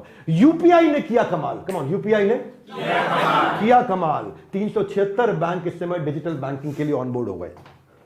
12.5 लाख करोड़ दिसंबर 2022 में ट्रांजैक्शन 12.5 लाख करोड़ की हुई। और ये किसके मुकाबले? वही दिसंबर 2021 में, 1 साल पहले 8.5 लाख करोड़ की। हम 8.5 लाख करोड़ से 12.5 लाख करोड़ की ट्रांजैक्शन पे पहुंचे कितने समय में? 1 साल में। 1 साल में पहुंचे, यानी कि इसमें ग्रोथ है। अच्छा, ये भाई साहब हमारे मंत्री जी कहते हैं कि 5G इकोसिस्टम से $450 बिलियन का जीडीपी में बड़ा कॉन्ट्रीब्यूशन आ जाएगा अगले 15 साल में। यानी कि $0.5 ट्रिलियन तो हम केवल टेलीकॉम के कारण, जानते हैं क्यों? क्योंकि वो लड़के बैठ के गाना नहीं देख रहे, पतली कमर या तेरी हाय हाय हाय, वो बड़ा कंट्रीब्यूट कर रहे हैं जीडीपी को हमारी। वो इंटरनेट इस्तेमाल कर रहे हैं, पतली कमर या रील देख रहा है बैठ के इंस्टाग्राम पे, हाय हाय हाय खूब बना रहा है। अब ये पीयूष गोयल जी समझ गए, कह रहे $500 ट्रिलियन तो मैं इन्हीं से निकाल लाऊंगा हमारे देश में, है कि नहीं? क्योंकि इंटरनेट कनेक्टिविटी में बहुत मामला चल रहा है तेज इस समय। हमारे यहाँ चौकीदार, हम भी उससे पूछते हैं क्या चल रहा है, कह रहा अलग अलग ऐप चल रही है, मैं देखता हूँ कौन सी ऐप देखता है, वो लगा रहता है। लेकिन आंखों से आंसू बहते हैं जब हम कुछ कमियां सरकार की देखते हैं। आप प्राइवेट इन्वेस्टमेंट लेके आओ ना, सारा पैसा अपनी जेब पे क्यों लगा रहे हो इंफ्रा पे? गड़बड़ गड़बड़, ये गड़बड़ है भैया। सारा पैसा जेब से अगर आप लगा दोगे, मैं समझता हूं इससे आपको कमाई होगी, लेकिन आज तो आपकी जेब से निकल जाएगा ना पैसा। अरे भाई, आप टावर बड़े बड़े बना के बेचोगे, लेकिन बेचोगे कब? 7 साल 8 साल 10 साल बाद बेचोगे। अरे मैं कह रहा हूं, आज क्यों आप लगाते हो? पैसा दूसरे का लगवाओ और कमाई आधी आधी खाओ, कमाल हो सकता है। इसको बोलते हैं एंटरप्रेन्योरशिप। प्राइवेट इन्वेस्टमेंट नहीं आ रही है जितनी आनी चाहिए। इसके लिए कांग्रेस सरकार ने आज एक प्रेस कॉन्फ्रेंस भी करी, जिसपे उन्होंने इनकी निंदा भी करी। उसमें मैं आपके साथ में हूं चिदम्बरम जी, आपने बिल्कुल ठीक कहा। हमारा भी यह सुझाव है सरकार को, केवल 5% इंफ्रास्ट्रक्चर जो है इंडियन सिटी में प्राइवेट सोर्सेज से आ रहा है, 95% सरकार का पैसा लग रहा है। अरे भाई, प्राइवेट प्लेयर्स को बड़ा करो और बड़ा करो, पब्लिक प्राइवेट पार्टनरशिप लेकर के आओ। आप तो बुद्धिमान तरीके से काम करो। धृतराष्ट्र ने भी तो यही किया, भाई सब कुछ हमें चाहिए हमें चाहिए। अरे भाई, मिल लेते अर्जुन के साथ, युधिष्ठिर के साथ पार्टनरशिप कर लेते, उसको बिजनेस चलाने देते तो अपना खाते आराम से। लेकिन लगे और नहीं जी, हम government has no business to do business. One more time, come on, government has no business to do business. Businessman को करने दो। आप पॉलिसी बनाओ, ऐसी बनाओ कि कोई चोरी चक्कारी ना करे, ऐसी बनाओ कि कोई मोनोपोली ना क्रिएट करे, ऐसी बनाओ कि कोई शोषण ना करे, ऐसी बनाओ कि किसी गरीब का नुकसान ना हो। लेकिन आप खुद ही अपना पैसा लगाने में लगे हो। इंडिविजुअल को अगर आप कोई टैक्स का ऐसा बेनिफिट, कोई ऐसी इंफ्रास्ट्रक्चर बॉन्ड ला दोगे, कोई ऐसा बॉन्ड ला दोगे जिसमें उसको टैक्स का बड़ा बेनिफिट मिल जाए, तो वो इंफ्रास्ट्रक्चर में इंडिविजुअल, यही पल्लवी मैडम इतनी सैलरी ले रही है, ये लगा देती है उसमें पैसा, इनको टैक्स का बेनिफिट मिल जाता, सरकार आपको पैसा मिल जाता, आप समझ नहीं रहे। तो ये बड़ा इंपॉर्टेंट चीज है। Would you agree with me? Yes no? दूसरा, प्राइवेट आदमी इसलिए नहीं आ रहा क्योंकि उसको आप जमीन कहते हो, हम तुमको जमीन दे देंगे, वो कहते दे दो, फिर आप क्या कहते हो? हम दे देंगे, वो कहते दे दो, फिर आप क्या कहते हो? दे देंगे। तो यही दे देंगे और दे दो के बीच में सारा मामला फंसा हुआ है। आज सरकार लैंड अलॉटमेंट के अंदर, सोलर पार्क स्कीम का उदाहरण दे देता हूं आपको, लार्ज स्केल सेक्टर में बड़ा हर्डल है, नोडल एजेंसी लाओ, वो काम करेगा, इस पे एग्जीक्यूशन कैपेबिलिटी लो है। भाई देते हो आप, वचन दे देते हो, पर जो है वचन कई बार पूरा नहीं हो पाता, इसके लिए हम क्षमा चाहते हैं, पर सच्चाई यही है। डिजिटलाइजेशन करो लैंड रिकॉर्ड की। गांव के अंदर आज ये पटवारी बैठ करके पैसे लेता है, फिर ठप्पा लगाता है। ठीक बात है कि नहीं? Yes no? अब पटवारी के हाथ में आपने दे रखा है देश, वहां दिक्कत हो रहा है। इसको डिजिटलाइज करो पूरी तरीके से, इशू जल्दी रिजॉल्व होगा। और जो प्राइवेट प्लेयर आ रहा है उसको टीडीआर दे दो। टीडीआर क्या होता है, मैं साधारण भाषा में समझाता हूं। मान लो पुणे में एक प्राइवेट प्लेयर आया, हाईवे पे उसने बड़ा प्रोजेक्ट बनाने के लिए आपने उसको अलाउ कर दिया। अब उसके आजू बाजू जो रियल एस्टेट डेवलपमेंट है उसका राइट उसको दे दो, उससे वो कमाएगा और आपका काम जल्दी करके दिखाएगा। और अगर वो आपका तो नहीं वो लेट कर देते, रियल एस्टेट वाले लेट, भाई देखो वो वाला राइट किसी और को बेच के पैसा इकट्ठा करके बिल्डिंग बना देगा, सब मिलके आगे बढ़ेंगे। आपका आज जो पैसे का आउटफ्लो हो रहा है सरकार का, वो रुक जाएगा। ये हम सुझाव सरकार को देना चाहते हैं। इसके अलावा जो डिले इन प्रोजेक्ट है वो बहुत नुकसान दे रहे हैं। वो इसीलिए है क्योंकि सरकार काम धीमा ही करेगी। देश बहुत बड़ा है, ये छोटा सा स्पीड बोट नहीं है, जूम जूम जूम करके निकाल देंगे। ये मोटरसाइकिल नहीं है यामाहा स्प्लेंडर की कि ऐसे ऐसे ऐसे निकाल देंगे। ये सरकार है, देश है हमारा, बहुत बड़ा लॉरी ट्रक है। इसको ना एक बार यू टर्न लेने में ही ना 15 मिनट लग जाते हैं। समझ पा रहे मेरी बात को? तो आपका पेमेंट डिले हो जाता है और पेमेंट प्रोजेक्ट डिले हो जाता है। 1568 प्रोजेक्ट थे जिसमें 721 डिले हो गए आपके। ऐसे ही आपके मिनिस्ट्री ऑफ पेट्रोलियम के कुछ प्रोजेक्ट थे, उसमें 65% प्रोजेक्ट आपके लेट हो गए। रेलवे के आपके प्रोजेक्ट थे, 60% प्रोजेक्ट आपके लेट हो गए। रोड हाईवे के प्रोजेक्ट थे, उसमें 38% लेट हुए। रोड हाईवे फिर भी आप तेज चल रहे हो, लेकिन 38% वहां भी लेट है। बात यह है कि इसका नुकसान 3.25 लाख करोड़ रुपए का देश को भरना पड़ रहा है। ये देश नुकसान भर रहा है इसका, ये लेट हो जाने का। ये ऐसा नहीं है कि शादी में बारात लेट आई है तो कोई बात नहीं, इज्जत बढ़ रही है। अरे भाई देश का नुकसान हो रहा है। आते थोड़ी एक्सपोर्ट की चर्चा कर लेते हैं। You with me? Yes no? ये सीखने को मिलेगा इस बजट के सेशन में बहुत कुछ। सबसे बढ़िया कॉमन चीज इन सब में क्या है? रिलायंस, इन्फोसिस, टाटा, आईटीसी, टीसीएस, ये सब एक्सपोर्ट की सबसे बड़ी कंपनी है हमारे देश में। हाँ, इन्फोसिस क्या एक्सपोर्ट कर रहा है मालूम आपको? इन्फोसिस आज एक्सपोर्ट क्या करता है भैया? हाँ, क्या एक्सपोर्ट करता है? जल्दी बताओ। चाय की पत्ती एक्सपोर्ट कर रहा है? Yes no? नो। इन्फोसिस हमारे आईटी इंजीनियर की सेवाएं एक्सपोर्ट कर रहा है अमेरिका में। हमारा आईटी का इंजीनियर जो सीख के पढ़ के आता है उसकी सेवा अमेरिका को दे रहा है, जिससे अमेरिका से खूब डॉलर लेके आ रहा है। टीसीएस पाकिस्तान स्टॉक एक्सचेंज के बराबर, उससे ज्यादा बड़ी अकेली कंपनी टीसीएस हमारी टाटा ग्रुप की है। समझ में आ रही है बात भाई लोग? ये क्या कर रहा है? सर्विस एक्सपोर्ट कर रहा है। पाकिस्तान कंगाल हो रहा है, और हमारे यहां टाटा ग्रुप माला माल हो रहा है। 4% हमारे देश का जीडीपी केवल टाटा ग्रुप कंट्रीब्यूट कर रहा है। एक्सपोर्ट को बढ़ाओ भैया। आप देखो, सिर्फ अपने देश का दायरा नहीं बढ़ाना है, 7 समुंदर पार तक मेड इन इंडिया पहुंचाना है। ये make in India, made in India के लिए हम सरकार को बधाई देंगे। क्या देंगे? हाँ, बधाई देंगे। लेकिन भाई इंडिया में बना के दुनिया में पहुंचाओ, हम ये कह रहे हैं। क्यों पहुंचाओ? पूछो भाई। इसलिए पहुंचाओ क्योंकि इस एफर्ट और एक्सपोर्ट से बहुत बढ़िया रिजल्ट मिलता है, क्योंकि एक्स में, एक्सपोर्ट के एक्स में है एक्स्ट्रा अपॉर्चुनिटी, एक्स्ट्रा बिजनेस और एक्स्ट्रा ग्रोथ। हाथ आगे लाइए। कैसे? देखो, ऐसे कि इंडिया ने पिछले कुछ दिनों में अच्छा, सालों में अच्छा परफॉर्म किया।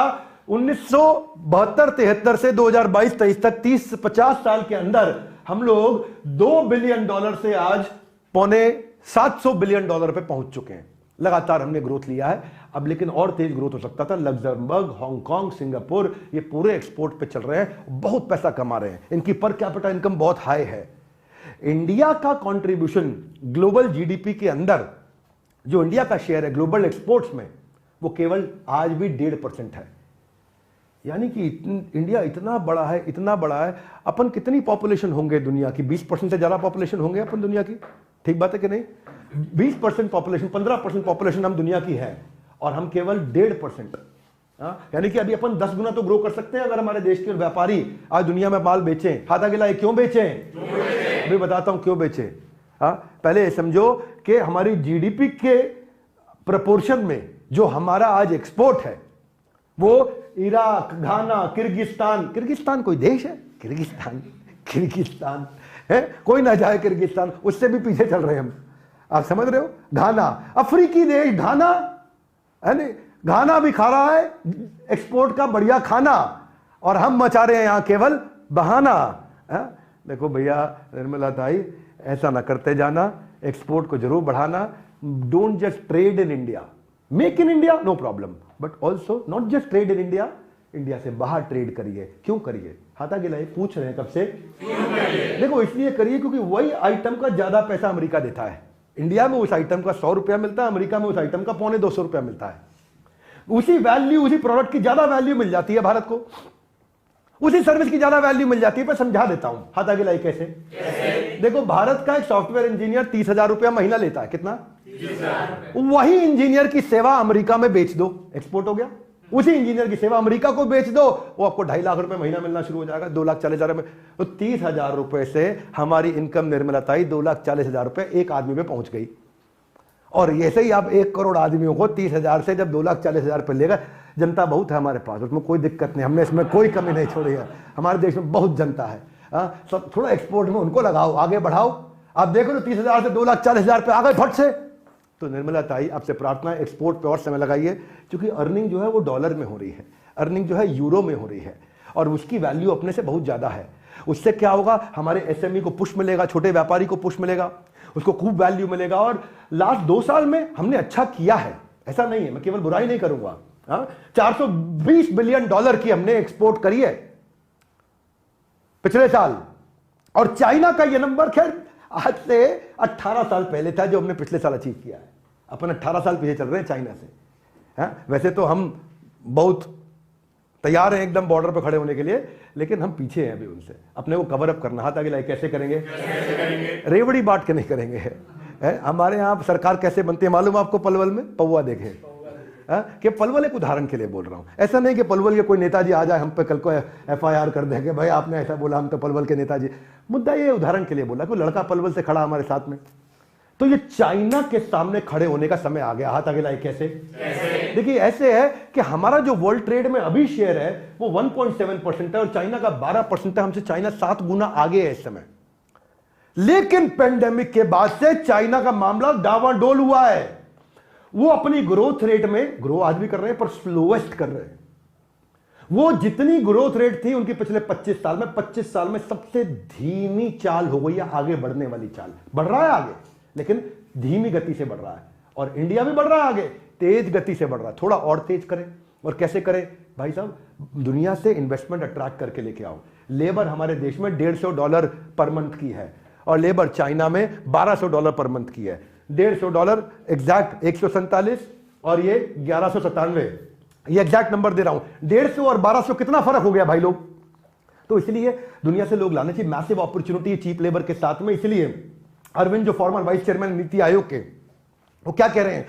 हाई लेबर इन्वॉल्वमेंट बिजनेस जो है ना चाइना से अब हमारे देश में आएगा, क्योंकि वेज रेट यहां सस्ता है। तो लोहा गर्म है, हथौड़ा उठाओ। लोहा गर्म है, पड़ोसी का दरवाजा बंद है, अपॉर्चुनिटी अपने देश में बुलाओ। समझ में आ रही मेरी बात?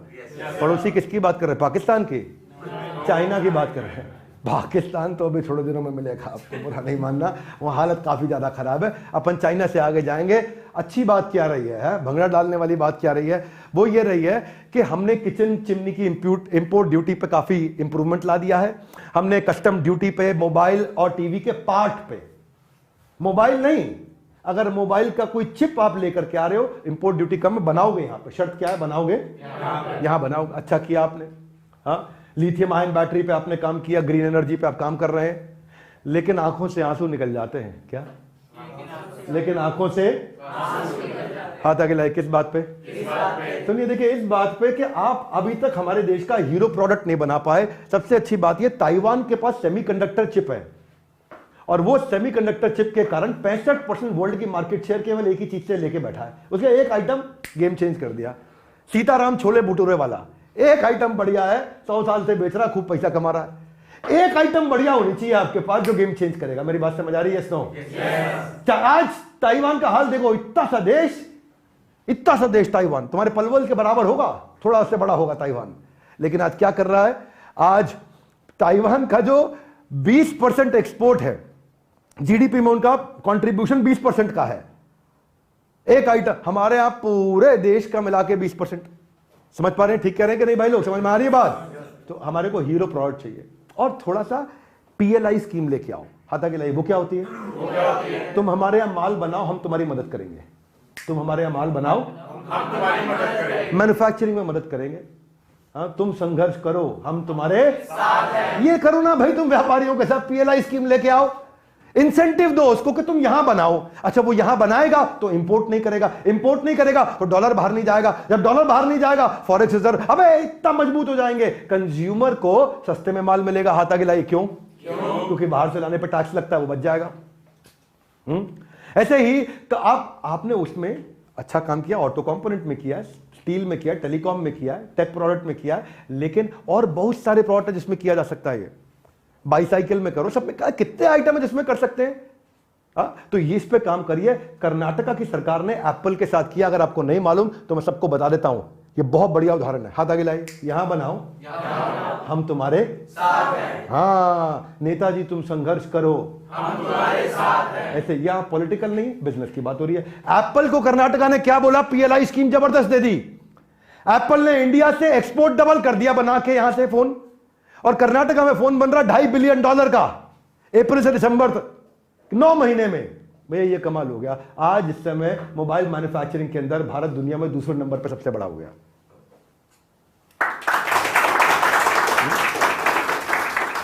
आप ये समझ लो भाई, आज हम $30 बिलियन पे हैं, ये अगले 3 साल के अंदर $130 बिलियन हो जाएगा, ये एस्टिमेटेड है। हाथ आगे लाइए। कैसे? तुम यहां बनाओ, हम तुम्हारे साथ हैं। मदद करो बिजनेसमैन की, तुम बनाओ, साथ दो उसका। पीएलआई ये होता है। हाँ, ये वो प्रोडक्शन लिंक्ड इंसेंटिव है कि आप प्रोडक्शन यहां करो, बाहर से नहीं लेकर के आएंगे। यहां ज्यादा बनाएगा तो एक्सपोर्ट भी होगा, फिर कमाई होगी। मुद्दा ये बड़ा सरल है, भारत में ऐसे बनेगा। अब एक मेरा को निर्मला ताई आपसे थोड़ी दुख है बात का, क्रिप्टो पे बात क्यों नहीं करी आपने? ये कंप्लीट मिस है। आंखों से आंसू आते हैं क्रिप्टो पे। आप, मुझे लग रहा है आपकी तैयारी नहीं है। क्रिप्टो पे तैयारी क्यों नहीं? देखो, आपके आरबीआई गवर्नर कुछ बोल के चले गए, आपने पूरी बात करी नहीं।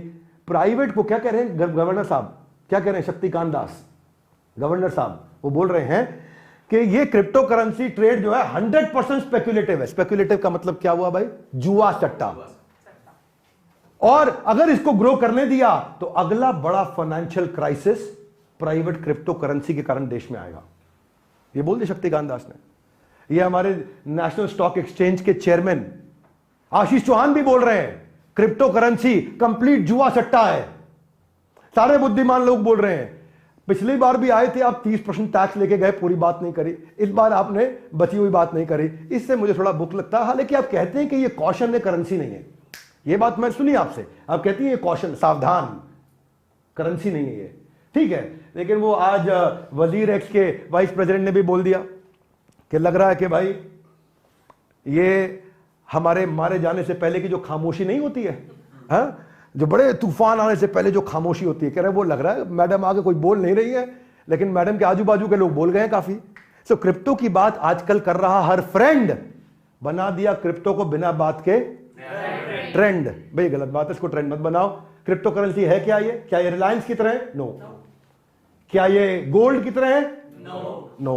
क्या ये रियल एस्टेट की तरह है? नो। हाथ आगे लाइए, क्या है? कुछ नहीं पता किसी को क्या है। क्रिप्टो यूं ही नहीं बदनाम है, इसकी आड़ में होते सारे गलत काम है। इसके साथ चक्कर यह है कि ड्रग्स क्रिप्टो से आता है, मनी लॉन्ड्रिंग क्रिप्टो से हो रहा है, टेरर फाइनेंसिंग, आतंकवाद क्रिप्टो से पैसा आ रहा है, स्कैम्स एंड गैम्बलिंग क्रिप्टो से हो रही है, इलीगल ट्रांजैक्शन क्रिप्टो से हो रहे हैं। तो बिटकॉइन जो है ना 55 लाख से 15 लाख पे आ गया पिछले 1 साल में। मामला स्टेबल नहीं है, इसीलिए इसका भाव जो है गर्लफ्रेंड के मूड से भी ज्यादा तेज बदलता है। गर्लफ्रेंड का मूड भी इतना तेज नहीं बदलता जितना क्रिप्टो का भाव बदलता है। तो इसलिए रिलायबल नहीं है ये। नेटफ्लिक्स की सीरीज स्क्विड गेम के नाम पे एक बनाया किसी ने, और उसका जो है टोकन चुरा लिया इन्वेस्टर के, $300 मिलियन, 2.5 लाख करोड़ रुपया गायब हो गया। ये मोरिस कॉइन जो है इसके फाउंडर थे, मोरिस कॉइन फाउंडर के, इसके फेक क्रिप्टो करेंसी के 900 इन्वेस्टर के 1200 करोड़ रुपया गायब हो गए। तो क्रिप्टो के हैकर्स ने पिछले कई दिनों में बहुत पैसा लूट लिया। 24,000 करोड़ रुपए, $3 बिलियन उड़ा दिया गया। तो क्रिप्टो है खोटा सिक्का, मान लेना इसका, ना मान लेना कि यह है हुक्म का, यह है खोटा सिक्का। तो क्रिप्टो होल्डर जो बेचारे थे ना अप्रैल में, वो ऐसे थे, आप समझ रहे हैं। अब देख लो बेचारों क्या हालत हो गया इनका, क्रिप्टो वालों का। तो इसलिए मेरी आपसे प्रार्थना है कि आप स्टॉक मार्केट पे काम करें, करना चाहें, क्रिप्टो पे ना करें। इन दोनों में बहुत फर्क है। भाई ये सोसाइटी के लिए ठीक है, ये हार्मफुल है, बड़ा दिक्कत है और नॉन टेंजेबल है। पॉन्जी स्कीमों में आके एमएलएम वाले भी घुस गए। 2 जोड़ जल्दी मिलेंगे 2 करोड़। भाई गड़बड़ है ये इससे बच के रहिए, बच के रहना, बच के रहना। हाँ बिल्कुल ठीक। अब पीछे यूनाइटेड नेशंस ने बोला कि 7.25% इंडियन जो है ना क्रिप्टो करेंसी 2021 में लेके बैठ गए। क्यों? बढ़ रहा है, बढ़ रहा है, ले बढ़ रहा है, बढ़ रहा है। पता ही नहीं, किसी जहां जा रहे हैं सब वहीं पहुंच रहे हैं, टिप मिल रही है इनको। तो 2022 में यूनियन बजट में आपने 30% टैक्स लगाया, लोग कंफ्यूजन में आ गए, उनको लगा कि भाई नहीं क्रिप्टो है, ठीक लग रहा है। लेकिन असली बात क्या है, आज भी हमारी सरकार पूरी तरह से क्रिप्टो को हैंडल करने के लिए रेडी नहीं है, इसलिए टाइम ले रहे हैं। ये मैं जनता को बता रहा हूं, सरकार टाइम ले रही है। और आप ध्यान रखिए, कॉशन रखिए, क्योंकि इशारा बार बार कर रहे हैं करेंसी नहीं कॉशन, करेंसी नहीं कॉशन। आरबीआई ने 2022 में ही बोल दिया था कि बैन कर देना चाहिए, तो तैयारी चल रही है। ये सैम बैंकमैन फ्राइड, इसके बाद इसकी कहानी सुनाता हूं आपको फटाफट। इसने फॉरेन एक्सचेंज, इसने एक FTX एक एक्सचेंज तैयार किया था, और ये ऐसा डिबैकल रहा, ऐसा डिस्टेबलाइज हुआ। इस FTX ये दूसरा सबसे बड़ा एक्सचेंज था दुनिया का क्रिप्टो का, और इसमें 100 से ज्यादा कंपनियां आकर के एफिलिएट हुई और वो सारी डूब गई। हाथ आगे लाई, कैसे? $8 बिलियन यानी कि 65-70 हजार करोड़ रुपया गायब हो गया उस समय। 10 दिन के अंदर $32 बिलियन की कंपनी या एक्सचेंज बैंकरप्सी पे आ गया, केवल 10 दिन में। भाई देखो, ओवरनाइट हुए थे राइज, लेकिन जल्दी घोटाले ने बनाया उनका अपना फ्राइज, और भरना पड़ रहा है एक बहुत बड़ा प्राइस। माला माल से हो गया कंगाल, जेल में चक्की पीसने वाला हो गया हाल। तो इशू ये है भैया, ये वॉलेटाइल है और ये ट्रस्टेड नहीं है इस समय। बैंक फ्रॉड इसमें बहुत है, क्रिप्टो फ्रॉड इसमें बहुत है, इससे बच के रहिए। अब एक डिफिकल्ट सब्जेक्ट आसानी से समझा देता हूं, उसको बोलते हैं फिस्कल डेफिसिट। क्या बोलते हैं? हाथ आगे लाइए, ये क्या होता है? बहुत सिंपल समझा देता हूं मैं। हाथ आगे लाइए, जो आया और जो गया, अगर आया कम गया ज्यादा तो डेफिसिट है जी, और अगर आया ज्यादा गया कम, ओए होए, बोलो वही है जी, इसको बोलेंगे फिस्कल सरप्लस। क्या बोलेंगे? Fiscal surplus. तो डेफिसिट और सरप्लस के बीच की बात है। तो भारत भी एक कंपनी की तरह समझ लो उसको। भारत भी पैसा कमाता है, भारत भी पैसा खर्च करता है। अब भारत ने 100 रुपया कमाया, 120 रुपया खर्च कर दिया, तो 20 रुपए का कर्जा लेना पड़ गया उसको किसी और से। और अगर सोचो भारत ने कमाया 200 रुपया, खर्चा किया 100 रुपया, और 100 में भी अच्छा खर्चा किया, खूब खा पी के आराम से मौज है, मस्त है एकदम, है जी, तो फिर इसका मतलब भारत की इकोनॉमी ठीक है। तो फिस्कल डेफिसिट से पता चलता है कि भारत कैसा चल रहा है। क्या मेरी बात समझ आ रही? आपका पैसा बच रहा है कि घट रहा है, कर्जे में है कि नहीं। मैं देखता हूं ना कि कई एम्प्लॉइज से मैं मिलता हूं, 25, 26, 27 तारीख आते आते उनके बैंक अकाउंट खाली हो जाता है। हाँ, सब पैसा खर्च हो जाता है, बेचारे बहुत परेशान अंदर से। क्यों? क्या है? आमदनी अठन्नी, खर्चा रुपया। क्यों? क्योंकि लगे इंटरनेट पे, पतली कमरिया तेरी, हाय हाय, अब वो फालतू चीजों में लगे पड़े। इसीलिए हमारा देश कहीं फालतू खर्चा तो नहीं कर रहा है बिना बात के, रेवड़ी तो नहीं बांट रहा है। तो फिस्कल डेफिसिट ये हो गया। जब सरकार की आमदनी अठन्नी हो, खर्चा रुपया, उसको कहते हैं फिस्कल डेफिसिट। और जब सरकार की आमदनी रुपया हो और खर्चा अठन्नी हो तो उसको बोलेंगे फिस्कल सरप्लस। बात समझ आ गई ना भाई साहब? इकोनॉमिक्स का इतना बढ़िया चैप्टर चल रहा है। ये वीडियो केवल इसलिए नहीं देखना कि बजट समझ रहे हो, ये इसलिए देखना कि भाई साहब आप सीख जाओगे कि देश चलता कैसे है। नहीं तो क्या है, सरकार तो पहुआ में बन जाती है। किसमें बनती? आप पहुआ दे रहे हैं, वोट दे के आ रहे हैं, बहुत जगह हो रहा है, बहुत जगह हो रहा है। किस किस का नाम ले? पलवल तो भाई वहां से आता है, इसलिए उदाहरण दिया है। हमें नहीं पता पलवल में हो रहा है नहीं हो रहा है। वैसे तुम्हारा क्या विचार है, हो रहा है? क्या कह रहा हो रहा है। सरकार का कैश बर्न जो है फिस्कल डेफिसिट है, तो यानी कि पैसा गवा रहे हैं, कमा नहीं रहे हैं। मनीष तिवारी जी ने आके इसके बारे में बात करी, इन्होंने बुराई करी इस बजट की। ठीक है, आपको करनी है क्योंकि आप इस समय विपक्ष में, आप कर सकते हैं, तो इसलिए मैंने आपका भी नाम लिया करके। धन्यवाद, आपने ट्वीट किया, थोड़ा समय लगाया। आमदनी वो है जो बाप घर लाता है, खर्चा वो है जो बेटे की जेब में जाता है। और जब बेटे की जेब में खर्चा ज्यादा जाता है, बेटे हमें यहां पे, बेटा अगर खर्चे का पर्चा बढ़ाएगा तो बाप बच नहीं पाएगा, कर्जे में जाएगा। कहां जाएगा? कर्जे में जाएगा। तो वही इनकम और एक्सपेंस जो है, आप कमाई कहां से होती है सरकार की? सरकारी कमाई होती है कॉर्पोरेट के टैक्स से, इनकम टैक्स से, उसकी कस्टम ड्यूटी से कमाई होती है। ये डिफेंस पे खर्च करते हैं, क्योंकि क्या बीच में आपका बाजू में पड़ोस में देश है जिसके घर में बिजली नहीं है पूरे देश में, वो लगा रहता है अपना, है जी, कुछ ना कुछ करूंगा, तो आपको डिफेंस पे पैसा लगाना पड़ता है। आप एजुकेशन पे पैसा लगाते हैं, आप किसानों के साथ में कुछ पैसा लगाते हैं। ऐसे ही आपको जीएसटी से कमाई होती है। आप कुछ कहते हैं किसी कंपनी को विनिवेश करके, डिसइन्वेस्टमेंट से आपकी कमाई होती है, डिविडेंड से कमाई होती है, या आप कोई नया प्रोजेक्ट बनाया, सड़कें बनाई, रेलवे बनाया, एयरपोर्ट बनाया, उसमें खर्चा हो जाता है। इंटरेस्ट पेमेंट करते हो क्योंकि आपने विदेश से कर्जा ले रखा है, उनको इंटरेस्ट भी तो दोगे ना भैया। वहां खर्चा कर देते हो आप। ग्रांट एंड एड पे खर्चा। ग्रांट एंड एड क्या हो गया? मैं बिजली फ्री देता हूं, मैं क्या फ्री देता हूं, और काफी कुछ फ्री, खाना फ्री देता हूं, पानी फ्री देता हूं, मैं आपके राज्य में सरकार बनाएंगे, हम आपको बिजली सबको फ्री दिलाएंगे हम। तो वो क्या है? वो ग्रांट है, ग्रांट एंड एड है। उसमें सरकार का खर्चा हो जाता है। तो सरकार को कमाने पे सोचना चाहिए, खर्चे को संभालना चाहिए, और जनता को, प्रजा को खुश भी रखना चाहिए। इसमें स्ट्रगल होता है, और वही स्ट्रगल में 15 दिन, 1 महीना निर्मला ताई कमरे के अंदर अपनी टीम के साथ बंद रहती हैं और बजट बनाती हैं। वही सारा जुगाड़ है, पूरा सब वही है। उसमें कुछ अच्छा भी होता है, कुछ बुरा भी होता है। अब आपको तय करना है। फिस्कल डेफिसिट में आपको जरा यहां दिखा देता हूं, एक चार्ट समझा देता हूं। इंडिया कोविड के बावजूद स्ट्रांग पोजीशन पे रहा है। 2022 में हम लोग 9.5 से 6.25% यानी कि 6.7% पे आ गए हैं। हमारा डेफिसिट घटा है। इनका भी, हम भी हमसे ज्यादा है फिस्कल डेफिसिट। अब देखिए, चाइना हमारे आजू बाजू है, अमेरिका का बहुत ज्यादा हो गया, अमेरिका में हालत खराब चल रही है इस समय। तो आप ये देखेंगे कि हमारा जो टारगेट है अब 4.5% का हो गया, तो हम 6.5 से 4.5 पे आ रहे हैं। ये बेसिकली ये हमारा टारगेट है इस समय, यहां जा रहे हैं हम इस समय। आज हम यहां पहुंच चुके हैं लगभग, और यहां से यहां जा रहे हैं। तो ये इसी का इंटेलिजेंस कैसे होता है, ये मैंने आपको बताया। रेवड़ी दोगे 1 रुपए की तो 90 पैसे की इकोनॉमी ग्रो करेगी। इंफ्रास्ट्रक्चर पे लॉन्ग टर्म पे पैसा लगाओगे 1 रुपए का तो 3 रुपए की इकोनॉमी ग्रो करेगी। तो इसलिए वो 90 पैसे की इकोनॉमी तुरंत ग्रो कर जाती है, 3 रुपए की इकोनॉमी ग्रो करने में 3 से 5 साल लग जाते हैं। ये मुद्दा है सारा का सारा। तो अब ताई ने जो घर संभाला है, समझदारी से खर्चा थोड़ा घटने वाला है। आप देखेंगे कि फिस्कल डेफिसिट ड्यू टू, सबसे अच्छी चीज है इसमें फायदा क्या हुआ है, हमने कमाई इन्होंने टैक्स से बहुत अच्छी करी है, इंटेलिजेंटली करी है, जीएसटी से की है इन्होंने। जब फिस्कल डेफिसिट बढ़ता है तो सरकार को बहुत इंटरेस्ट देना पड़ जाता है, क्योंकि भाई जिससे पैसा लोगे, आप पैसा किससे लेते हो? महाजन से, मुनीम से पैसा लेते हो बाजार में। हाँ, 10% ब्याज गांव में लेते हैं ना लोग, आपका उदाहरण दे रहा हूं मैं। तो हमारे यहां भी एक महाजन मुनीम है, वर्ल्ड बैंक या और बैंक समझो, विदेशी फंड, उनसे सरकार पैसा लेकर के आती है, भाई हम पे पैसा कम हो रहा है, दे दो आप पैसा। वो देता है इनको, तो सरकार उसको इंटरेस्ट भी तो देती है, कितना करोड़ों अरबों रुपए का इंटरेस्ट जाता है देश से। इसलिए रेवड़ी बांटने की जगह हमें ऐसा करना चाहिए, एक आदमी को पैसा कमाना सिखाना चाहिए, उसको केवल पैसा नहीं बांटना चाहिए।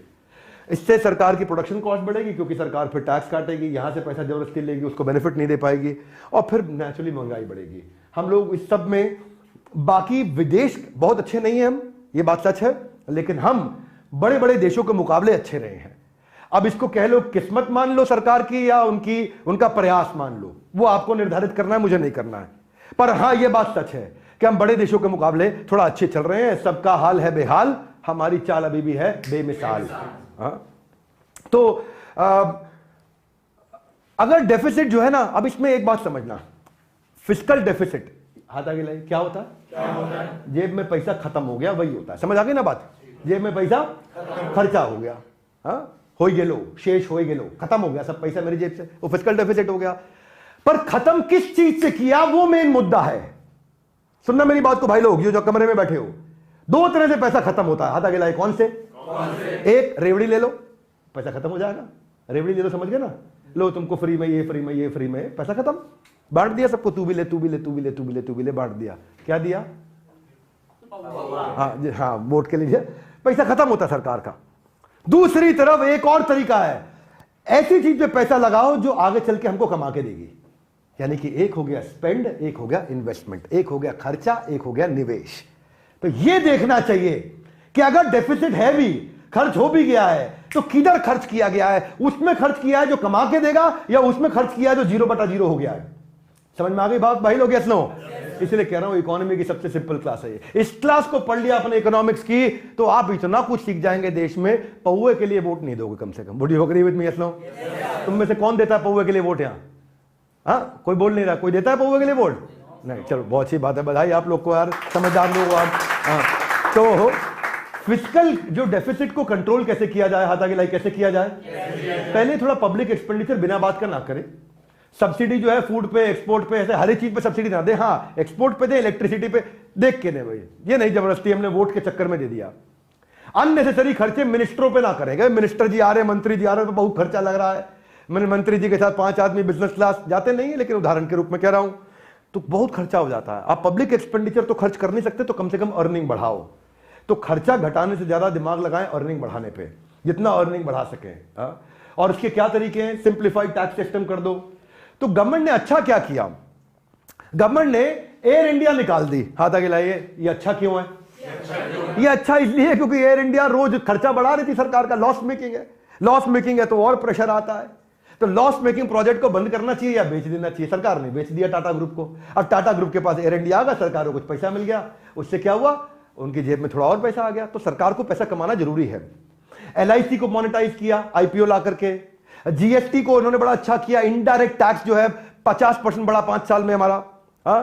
टीडीएस इन्होंने बड़े कैश विड्रॉल पे, जो मोटा मोटा 1-1 करोड़ रुपया निकालते, उस पर टीडीएस लग जाता है कैश विड्रॉल पे।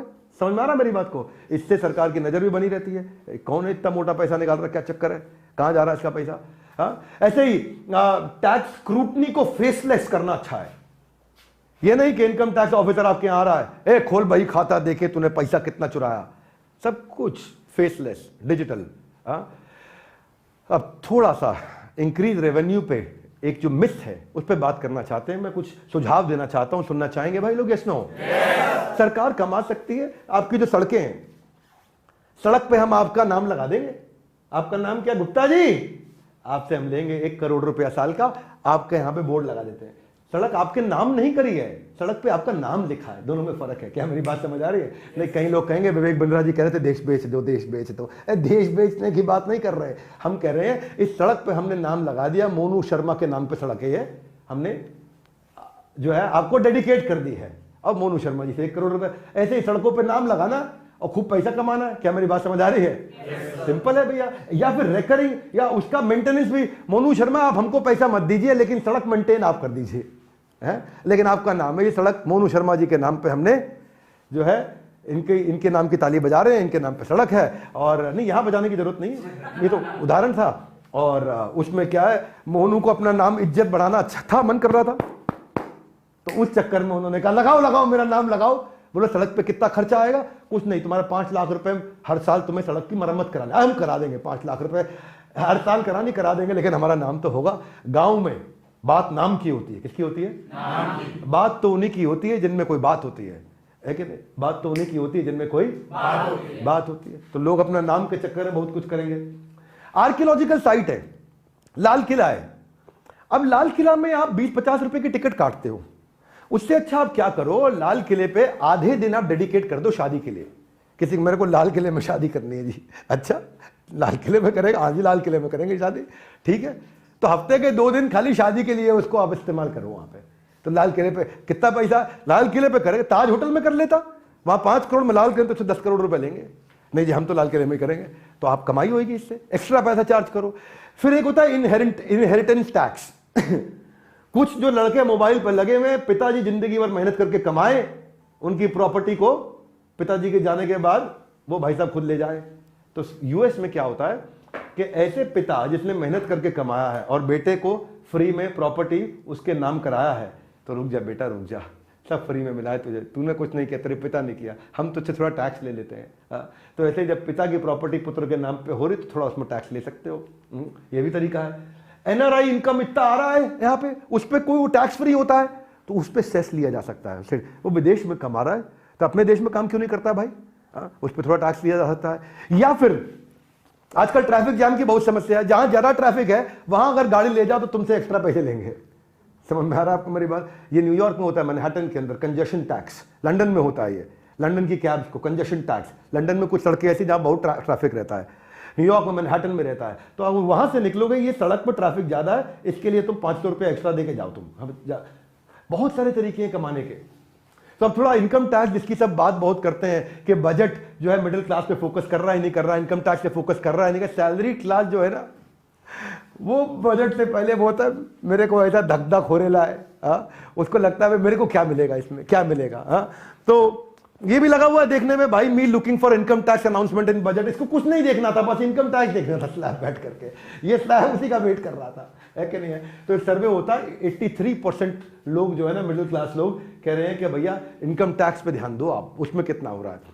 कल एक एफएम वाला मेरा इंटरव्यू ले रहा था, बोले बिंद्रा जी बाकी सारी बातें छोड़ो, एमएसएमई ये वो इधर उधर, ये बता दो कि भाई इनकम टैक्स कितना कम हो रहा है। एफएम पे वो बता, लोग वही क्योंकि मिडिल क्लास लोग बेचारा वो देख रहा होता है। लेकिन असलियत आपको मैं समझा देता हूँ। हाँ, चाहे ये लगे हुए अपना टाइम आएगा, अपना टाइम आएगा, लगे हुए हैं कि भाई इनकम टैक्स कम होगा, खूब पोल हो रहे हैं और 80% लोग बोल रहे हैं पोल के अंदर कि भाई टैक्स कम कर दो, बट टैक्स ना हो गया, फिल्म की हीरोइन हो गई, सबको हीरो बनकर उसको बचाना है, भाई टैक्स ही बचाना है, टैक्स बचाना है। तो वो भी लगी हुई बीच में, सर इनकम टैक्स वाले भी लगे हुए, मीम खेल जाते हैं अपने, आजकल मीम का जमाना है। वो क्या कह रहा है, tag that friend who acts poor but has lot of money at home. जैसे घर में पैसा पड़ा है लेकिन वो याद नहीं, लमरेटर का स्कूटर कानपुर में लेकर के परफ्यूम वाला हजारों करोड़ रुपए घर के तहखाने में लेके बैठा, कह रहा है ऐसे को टैग कर दो, ये भी बेचारे लगे। अच्छा चुटकुला ऐसा खेल जाते हैं। तो डायरेक्ट टैक्स जो था हमारे देश में वो 12.25 लाख करोड़ रुपए इकट्ठा हुआ, लेकिन इस दफा 15.25 लाख करोड़ रुपए इकट्ठा हुआ। 25% ग्रोथ लेकर के आई निर्मला ताई, बहुत बढ़िया, बधाई आपको, आपने अच्छा पैसा कमाया। लेकिन अंदर की बात बताते हैं आज आपको, हमारे देश में कितनी जनसंख्या भैया? 140 करोड़। कितनी? 140 करोड़ में केवल 4 करोड़ लोग टैक्स फाइल करते हैं, और उसमें से भी जो बाकी लोग सब कहते हैं 4 करोड़ लोग, 4.25 करोड़ टैक्स फाइल करते हैं, उसमें से भी 3.25 करोड़ लोग जीरो टैक्स फाइल करते हैं। कहते हैं मैं टैक्स फाइल कर रहा हूं लेकिन मेरे तो इनकम यही नहीं कि मैं टैक्स दे पाऊं। तो एक्चुअली जो टैक्स देने वाला आदमी है वो बहुत कम है हमारे देश में। तो इसीलिए ये जो बेनिफिट है ये केवल 1.5 करोड़ लोगों को मिलता है, 140 करोड़ लोगों में से केवल 1.5 करोड़ लोगों को टैक्स का बेनिफिट मिलता है, इनकम टैक्स का, यानी कि only nearly 1% of the population. इसी चक्कर में सरकार का इसमें बहुत इंटरेस्ट नहीं है। नहीं है। सरकार कहती है 99% को फायदा नहीं है, खाली 1% को होगा। ये 1% लोग वही है जो ट्विटर पे लगे रहते हैं, ये वही लोग हैं, ये और कोई नहीं है। अच्छा, जो नीचे वाला है उसकी वैसे ही इनकम नहीं, वो तो लगा हुआ है, आपको पता है वो कौन सा गाना गा रहा है जी। अच्छा, जो कमा रहा है वो ट्विटर पे लगा। तो सरकार इन पे ध्यान। आयकर विभाग ने बोला इस बार आपको आयकर में छूट दे रहे हैं, अब क्या चाहिए? बोला आय चाहिए। बोला आय तो है नहीं, छूट दिए जा रहे हैं आप हमारे को। तो टैक्स जो है ना, इनकम सबको बढ़ाना है पर टैक्स नहीं चुकाना है। सो बहुत स्मार्ट लोग हो गए हैं। मैं सरकार को सुझाव देना चाहता हूं भाई, मेरा सुझाव आपको यह है, ये लोगों से ज्यादा टैक्स लेने के चक्कर में टैक्स चोर लोगों को पकड़ो आप, जो टैक्स देना चाहिए था पर दे नहीं रहे हैं, उनको पकड़ो, उससे कमाई बढ़ेगी। क्या मेरी बात समझ आ रही है? अब वो बेचारे को देखो आप, पलवल वाले, बल्लभगढ़ वाले को, इनसे टैक्स लेने में लगे हो, ये तो बेचारा दे ही देगा। जो चोरी कर रहा है उससे टैक्स निकालो। हाथ आगे लाइए, कैसे चोरी करते हैं आपको सिखा नहीं रहा हूं, पर थोड़ा सा बता देता हूं। लोग अपनी तनख्वाह लेते हैं, मां के नाम पे, अपनी पत्नी के नाम पे, उससे तनख्वाह डिवाइड हो जाती है, स्लैब कम हो जाता है, टैक्स बचाते हैं। कॉर्पोरेट में बहुत हो रहा है, पकड़े गए तो 2 गुना है, जेल भी हो सकती है, एम्प्लॉयर को भी, एम्प्लॉय को भी। फेक एक्सपेंसेस दिखाते हैं बिजनेस में और उससे अपना जो है फेक बिल सबमिट करके टैक्स बचा लेते हैं। सैलरी फेक एम्प्लॉय के अकाउंट में। एक शार्क टैंक के जज थे, नाम नहीं लूंगा उनका, अभी तो नहीं है वो, तो वो उनके यहां बड़ी दिक्कत हुई उनकी कंपनी में। उन्होंने बहुत सारे गांव के फेक एम्प्लॉय दिखा रखे थे, उनके नाम पे तनख्वाहें इशू करते थे और उससे अपना टैक्स बचाते थे। यूनिकॉर्न कंपनी पकड़ी गई, वो बड़ी बदनामी भी हुई उनके पीछे। तो ये टैक्स जो इवेजन हुआ है, सीएसआर एक्टिविटी के नाम पे भी बहुत करते हैं, चंदे के नाम पे एनजीओ बना लेते हैं, वहां से टैक्स गायब करते हैं। तो मैं ये कहूंगा कि भाई ये लोग जो है ना, प्राण जाए पर टैक्स ना जाए, इनको पकड़ो। जीएसटी फ्रॉड आपने पकड़ा 55,000 करोड़ रुपए का लास्ट 2 सालों में। ये आर्टिफिशियल इंटेलिजेंस लेके आई है सरकार, है जी। टेक्नोलॉजी ढूंढ रही है कि त्यागी जी तुमने टैक्स तो नहीं चुराया है, टेक्नोलॉजी ढूंढ के निकाल के लेके आ रही है। तो उसके लिए सरकार को बहुत बधाई। मेरे विचार में इनकम टैक्स का स्लैब कम करना चाहिए, थोड़ा किया आपने, उसके लिए धन्यवाद, और कम करना चाहिए। और टैक्स चोरों को पकड़ने का टेक्नोलॉजी लाना चाहिए। अगर आप टैक्स चोरों को पकड़ने का टेक्नोलॉजी लाएंगे, उससे सरकार को अब अच्छा देश को कमा के दिखाएंगे। धन्यवाद, मेरे हाथ से गिर गया था, पकड़ा। अब खुशी की बात क्या है जी? खुशी की बात यह है कि आपने स्लैब थोड़े रिवाइज किए, टैक्स स्लैब को लेकर आपने सालों से नहीं छुआ है। हर बार इतना टैक्स लेते और कहते हो मोगैम्बो खुश हुआ है। तो जो है 2017-18 से कोई चेंज नहीं हुआ, आपने इस बार पहली बार चेंज किया। इसलिए वो सलमान खान डांस भी कर रहा था कि ऐसा पहली बार हुआ है 8-9 सालों में, 17-18 सालों में नहीं, 8-9 सालों में हुआ है। तो इनकम टैक्स स्लैब आप चेंज करके लाए। तो इंसेंटिव जो है आपने बढ़ा दिया है कि नए टैक्स रिजीम पे लोग घुस जाएं, अच्छी बात है। आपने 7 लाख से आपने 5 लाख को 7 लाख का कर दिया जीरो टैक्स। आपने 42% वाले को 39% पे लेके आए। कैसे लेकर के आए? क्योंकि आपने 37% से 25% जो है सरचार्ज कर दिया है जी। लेकिन ये किसके लिए किया मालूम? अमीर आदमी के लिए। आपको बाद में समझ में आया, मैं उतना अमीर तो हो नहीं। पहले तो आप अक्षय कुमार की तरह नाच लिए, लेकिन बाद में आपको जब असलियत समझ में आई तो, लेकिन आंख से आंसू आते हैं, कितना आंसू बहते हैं। हाथ आगे लाइए। कब? जब आप टैक्स पेयर को जो टैक्स दे रहा है उसको कोई बेनिफिट नहीं दे रहे। देखो भाई, इसको बोलते हैं कैरेट एंड स्टिक। क्या बोलते हैं? अगर कोई अच्छा काम कर रहा है तो उसको कैरेट दो, नहीं कर रहा है तो स्टिक से पीटो। तो मैंने ये बता दिया कि भाई कैसे टैक्स चोरों से और पैसा निकालें। लेकिन जो अच्छा कर रहा है तो जिस व्यवहार पे दोगे पुरस्कार, उसी को दोहराया जाएगा बार बार। हाथ आगे लाइए। कैसे? देखो भाई, ऐसे अभी आप खाली सर्टिफिकेट देते हो, सर्टिफिकेट का मैं क्या करूंगा? बुरा नहीं मानना, मैं क्या करूंगा? आपको क्या करना चाहिए? टैक्स पेयर को स्पेशल फील कराना चाहिए। हाथ आगे लाइए। बात दिल को छू जाए, बिल्कुल है। कैसे? अब सरकारी ऑफिस में लंबी लाइनें हैं, परेशानियां हैं, उसको आधार पे, उसको पासपोर्ट में, इमिग्रेशन में, म्युनिसिपल ऑफिस में उसको प्रायोरिटी मिलनी चाहिए। ये टैक्स देता है, सीधा लाइन अंदर। इसको सिनेमा हॉल की लाइन सीधा अंदर। इसको एम्स में बेड नहीं मिल रहा, टैक्स पे तुरंत बेड दिलाओ भाई, इसके लिए अलग कोटा रखो। कोटा उसके लिए रखो जो देश को आगे बढ़ा रहा है। क्या मेरी बात समझ आ रही है? इसको बोलते हैं मेरिटोक्रेसी। लाउडली क्या बोलते हैं? मेरिटोक्रेसी। भाई जो दे रहा है उससे कुछ और बेनिफिट दो। ठीक है, आप पैसा मत दो उसको, पर फील तो कराओ ना। एयरपोर्ट पे खड़ा हो, पूरी लाइन लगी हो, वो टैक्स पेयर का कार्ड दिखाए, अलग लाइन में निकल जाए तो उसको भी लगा रहे भैया। और सामने वाला भी देखो टैक्स देता है ये, है, तो बाकी लोग लाइन में भी, उनको भी मन में चुभे, टैक्स देता है, बिजनेस क्लास अपग्रेड हो गया, टैक्स देता है, लाउंज में जा रहा है, तो बाकी लोग भी करेंगे, है जी। तो पूरा का पूरा देश करेगा बार बार, क्योंकि आपने इस व्यवहार पे दिया काफी पुरस्कार। So effort that is appreciated gets repeated. One more time, come on. Effort that is appreciated gets repeated. आप उसको मेट्रो में इजी कर दो, आप उसको सेपरेट चेक इन दो, आप हॉस्पिटलाइजेशन सरकारी अस्पताल उसको बेनिफिट दो, आप उसको जब आप अगर कोई 10 साल तक बढ़िया दे रहा है तो उसके नाम पे एक सड़क का नाम घोषित कर दो, है जी। हाँ, घनश्याम लाल मार्ग, रामलाल मार्ग, छगन लाल मार्ग, मगन लाल मार्ग, उसके नाम पे एक मार्ग कर दो, बात बन गई भाई, खुश हो जाएगा अगला आदमी। दूसरा, मैं हेल्थ केयर पे क्विकली अब और 5-7-10 मिनट लूंगा। आपको बहुत कुछ हमने सिखाने का प्रयास किया है, इसमें बहुत सीखने को मिलेगा। इससे पहले कि हम हेल्थ केयर के डिटेल पर ध्यान दें, जरूरी है कि इंडिया के योगदान का करें सम्मान, इससे पहले कि हेल्थ केयर के डिटेल पे दें थोड़ा सा ध्यान। Are you ready? Okay. India ने 60% वैक्सीन पूरी दुनिया को दी। कमाल कर दिया भाई, कमाल कर दिया, बधाई। ये निर्मला सीतारमण ने बोला है, उन्होंने नहीं दी है, दी हमारे यहाँ प्राइवेट कॉर्पोरेट्स ने है, हमारे यहाँ ऑर्गेनाइजेशन ने दी है, कंपनीज ने दी है, पर निर्मला सीतारमण का नाम मैंने लिखा, इसका मतलब ये नहीं कि उन्होंने दी है। हाँ, उनकी आपको तारीफ है, आपने फैसिलिटी में कहीं ना कहीं थोड़ा उसको फैसिलिटेट किया, फैसिलिटी को बढ़ने के लिए। लेकिन भारत के व्यापारियों ने बहुत अच्छा काम किया। कोविड वैक्सीन के दौरान 220 करोड़ डोजेस इंडिया और पूरी दुनिया को हमारे देश ने दी है। Are you with me guys? Come on. Vaccine की संजीवनी बूटी देश विदेश तक पहुंचाना है हमारी, ये है संजीवनी बूटी। कमाल कर दिया भाई हमारे देशवासियों ने। हमारे यहाँ वैक्सीन किंग साइरस पूनावाला, उनकी आज उनके लिए जरूर हमारे को ताली बजानी चाहिए। यूएस ने, अमेरिका ने बोला कि भारत का बहुत बड़ा रोल था दुनिया को इस बीमारी से बाहर निकालने में। इंडिया ने 98 देशों को अपने देश से वैक्सीन बना करके भेजी है, इससे कमाई भी करी है और लोगों की मदद भी करी है। This is fantastic. आप देखो, वेंटिलेटर हमने बनाए, पहले वहां पर 3 वेंटिलेटर बनाने वाली कंपनियां थी देश में, वो केवल 10,000 यूनिट रोज के बनाती थी। आज वेंटिलेटर बनाने वाली 25 बड़ी कंपनियां हैं जो कि 2 लाख यूनिट रोज बना सकती हैं। कमाल हो गया भाई। और ब्राजील का जो राष्ट्रपति, उन्होंने तो हमारे को प्रभु हनुमान के साथ कंपेयर कर दिया। और क्यों कंपेयर किया? संकट कटे मिटे सब पीड़ा, वैक्सीन का जब से उठाया हमने बीड़ा। हाँ, जय बजरंगबली। तो why health care is important for an economy? क्यों इंपॉर्टेंट है इकोनॉमी के लिए हेल्थ केयर? हाँ, इसलिए इंपॉर्टेंट है भैया, बहुत नौकरियां दे रहा है।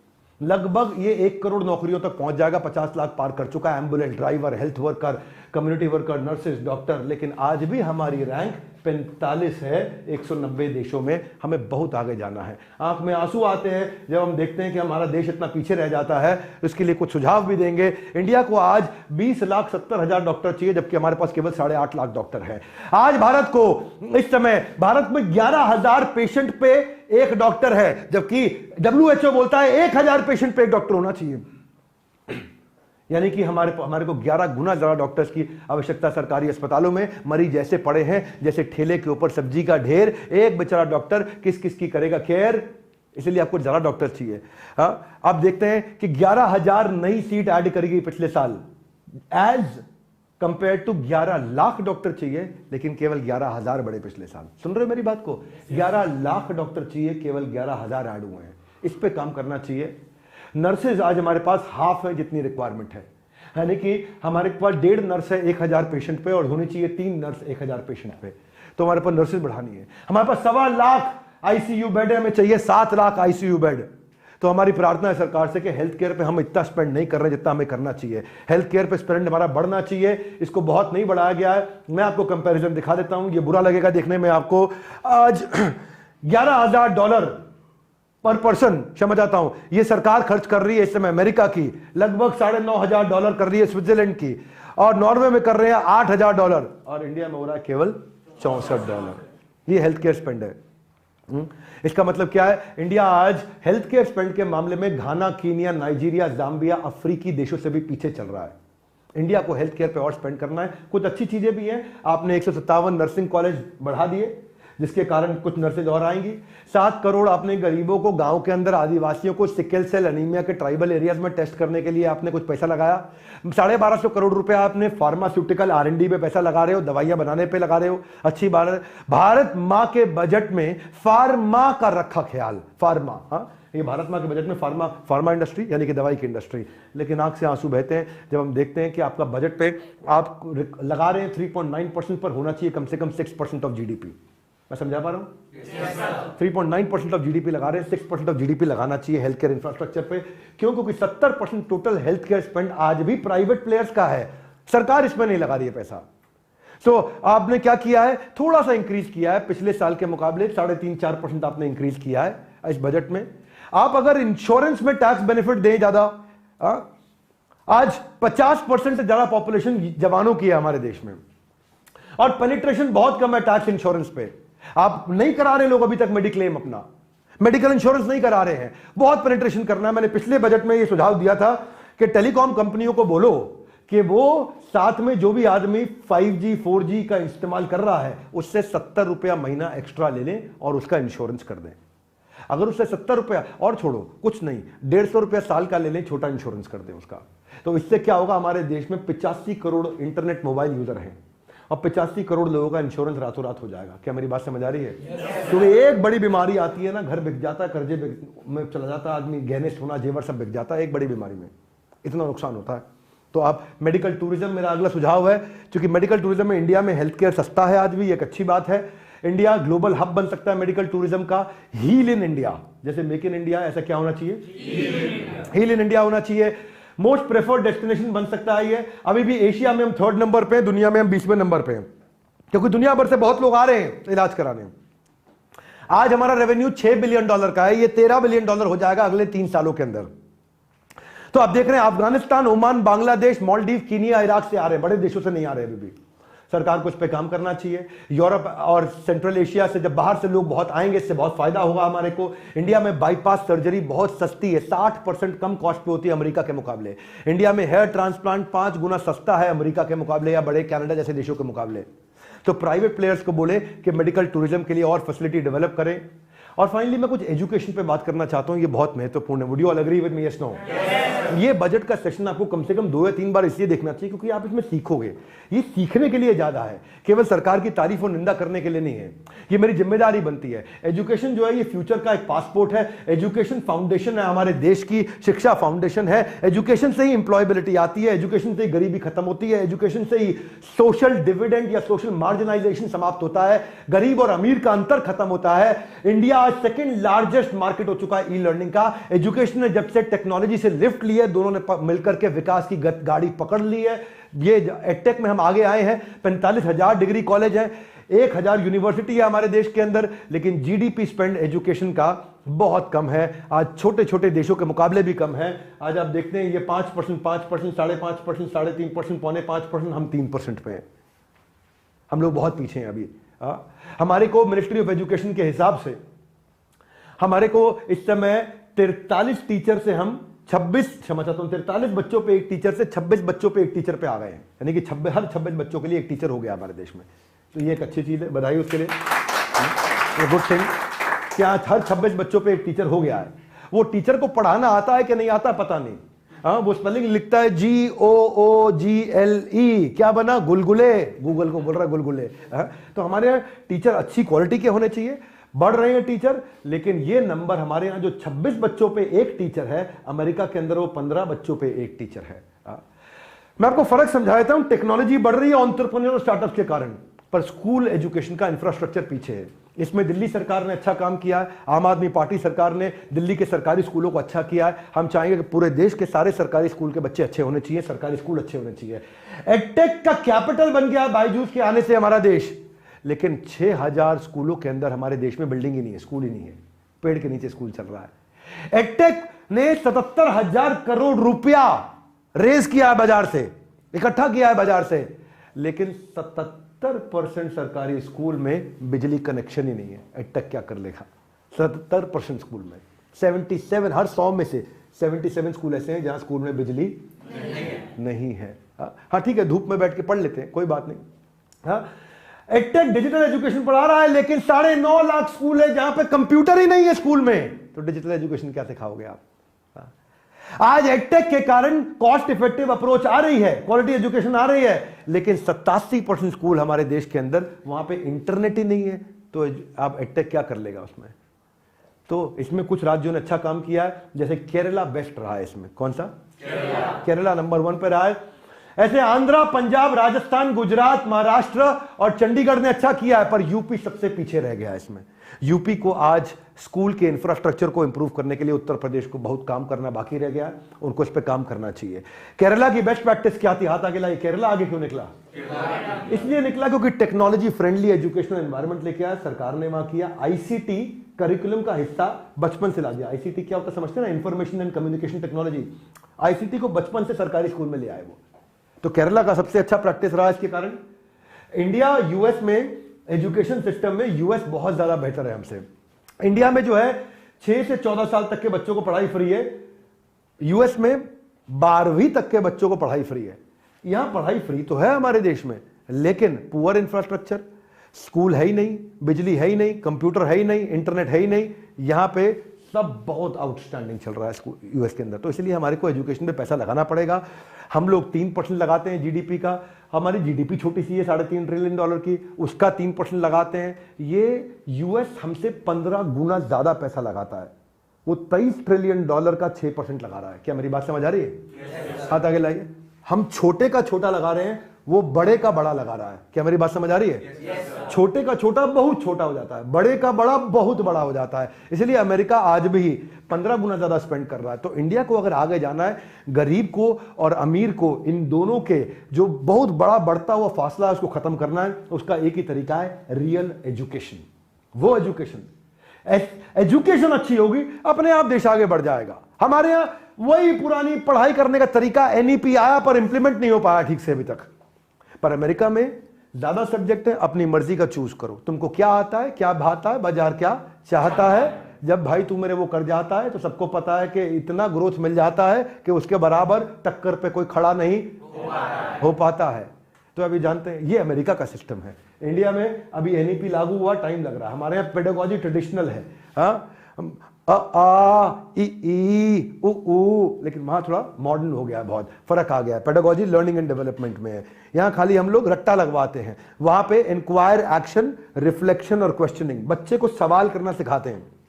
कपिल शर्मा शो पे मैं गया था, तो कपिल शर्मा जी बोल रहे थे वहां पे, हमने पूछा भाई वो भारत से या धरती से जो है सूरज कितना दूर है? वो चपेट मार दी टीचर ने, वो तेरे को जाना है सूरज में है? क्यों पूछ रहा कितना दूर है? अमेरिका में कोई क्वेश्चन करता है तो उसके लिए ताली बजती है, सवाल किया बुद्धिमान है, उसको उत्तर दिया जाता है। हाँ ठीक चल रहा है live everybody guys, come on, ठीक चल रहा है, ओके। तो एनईपी पॉलिसी का आपने रोल आउट किया, पर मेरी आपसे प्रार्थना है, आपकी अचीवमेंट्स अभी भी कम है उसमें। भाषा संगम में आप आगे बढ़े, 6 लाख बच्चों को आपने 22 भाषाएं सिखाई, तो थोड़ी तारीफ जरूर करूंगा आपकी। दीक्षा आपने, गुड, लवली, आपने टीचर्स के लिए काम किया, आपने एक दीक्षा भी लेकर के आए आप, digital infrastructure for knowledge sharing. तो उसमें भी 10 मिलियन ऐप आपकी डाउनलोड हुई, जिसमें 6 करोड़ मिनट बच्चों ने इस्तेमाल किया। 9,000 कोर्सेज आप उसमें दे रहे हैं, 13 करोड़ कोर्स उसमें कंप्लीट भी हुए हैं, उसके लिए बधाई। पर मेरे कुछ सुझाव हैं। मेरे सुझाव ये है कि separate body principal secretary NEP implementation के लिए बनाइए। हाथ आगे लाइए। एग्जीक्यूशन, क्या? It is not the strategy, it is the execution that will make you successful. NEP बहुत अच्छा है, मैं चाहूंगा एनईपी के लिए जरूर ताली बजाई जाए सरकार के लिए, पर दुख की बात है एनईपी इंप्लीमेंट नहीं हुआ अभी तक। आपको डेमोक्रेटाइज करना है, अफोर्डेबल कोर्सेज लेकर के आने हैं, बजटरी एलोकेशन को आपको बढ़ाना है, उसका इंप्लीमेंटेशन बढ़ाना है। और आपने 1,12,000 करोड़ से जो है ना 2% आपने जीडीपी का किया, जो अभी तक का हाईएस्ट रहा है। उसके लिए सरकार के लिए तारीफ जरूर करनी चाहिए, अभी तक किया। लेकिन मैं तारीफ इसलिए कर रहा हूं कि बच्चा केवल 33% लाता था, 33 से 40%, 50% पे आया, अभी भी पास ही हुआ है। आपको आना रास्ता बहुत दूर है। सरकार को चाहेंगे कि एडटेक पे भी सब्सिडी दें, जो लोग नए कोर्सेज कर रहे हैं उस पर सब्सिडी दें। आज 18% आप टैक्स चार्ज कर लेते हैं पढ़ाई पे, पढ़ाई पर 18% टैक्स, पढ़ाई को टैक्स फ्री करिए, फिर भी उसमें कमाने का मन है 3% टैक्स कर दीजिए, कम करिए टैक्स उसमें। एजुकेशन को अफोर्डेबल करिए। आज एडटेक कंपनी से आप पैसा ले रहे हैं, उसमें जीएसटी लेने की क्या जरूरत है आपको? पढ़ाई पर जीएसटी हटाइए कम से कम, ताकि एक गरीब भी आकर के पढ़ सके और आगे बढ़ सके। और किसी को अपस्किलिंग करना है, कोई कोर्सेज लेने हैं, बहुत से कोर्सेज बहुत सारे एडटेक चला रहे हैं, तो वो अपस्किलिंग के कोर्स पे आप टैक्स बेनिफिट दीजिए, उसको कोई और बेनिफिट दीजिए। उसको कहिए कि भाई तुम ये कोर्स लो तो तुम इनकम टैक्स में इसके खर्चे को स्लैब में माइनस कर सकते हो, जैसे 80C रहता है उसी तरह इसको आप इंप्लीमेंट कर दें। उससे क्या होगा? आपके देश में बेरोजगारी कम होगी, मेरे देश में बेरोजगारी कम हो जाएगी। जब लोग पढ़ेंगे लिखेंगे टैक्स बचाने के लिए आगे बढ़ेंगे और नए एज स्किल को वो सीख पाएंगे। अब जब पढ़ेगा इंडिया तभी तो आगे बढ़ेगा इंडिया। भाई इस पे मदद करिए आप उनको। तो बहुत सारे मैंने आज कॉन्सेप्ट पे चर्चा करी। मेरा मन था एग्रीटेक पे भी और बात करने का, कुछ और एजेंडास पे बात करने का, पर समय की कमी, मैंने ओवर एक्सीड कर लिया समय, क्योंकि मेरी इच्छा केवल ये नहीं बताना था कि क्या घड़ा, क्या घटा, क्या बढ़ा। लोगों के लिए आज बजट का मतलब होता है कि क्या महंगा हुआ, क्या सस्ता हुआ। मेरे लिए बजट का मतलब होता है कि हम देश को सिखाएं, उसको एजुकेट करें, उसको ऐसी ऐसी शिक्षा दें कि उसके बाद जब बुद्धि आएगी तो समझ में आएगा देश आगे कैसे बढ़ता है। नहीं तो वोट पौवे पे वोट दे देता है। हमारे साथ जुड़े रहने के लिए, बजट का सबसे सुंदर, सबसे आसान विश्लेषण को समझने के लिए हमारी टीम जिसने मिल करके ये लाइव प्रेजेंटेशन हमारे साथ में बनाई और पूरी तैयारी करी, उनकी भी तारीफ और उनको भी बधाई देने के लिए आप सबका हृदय की गहराई से प्रेम पूर्वक बहुत बहुत Hey guys, make some noise! Solid! चाहता हूं जरूर शेयर करिए, इससे देश का बहुत भला होगा, बहुत सीखने को मिलेगा। बहुत बहुत धन्यवाद।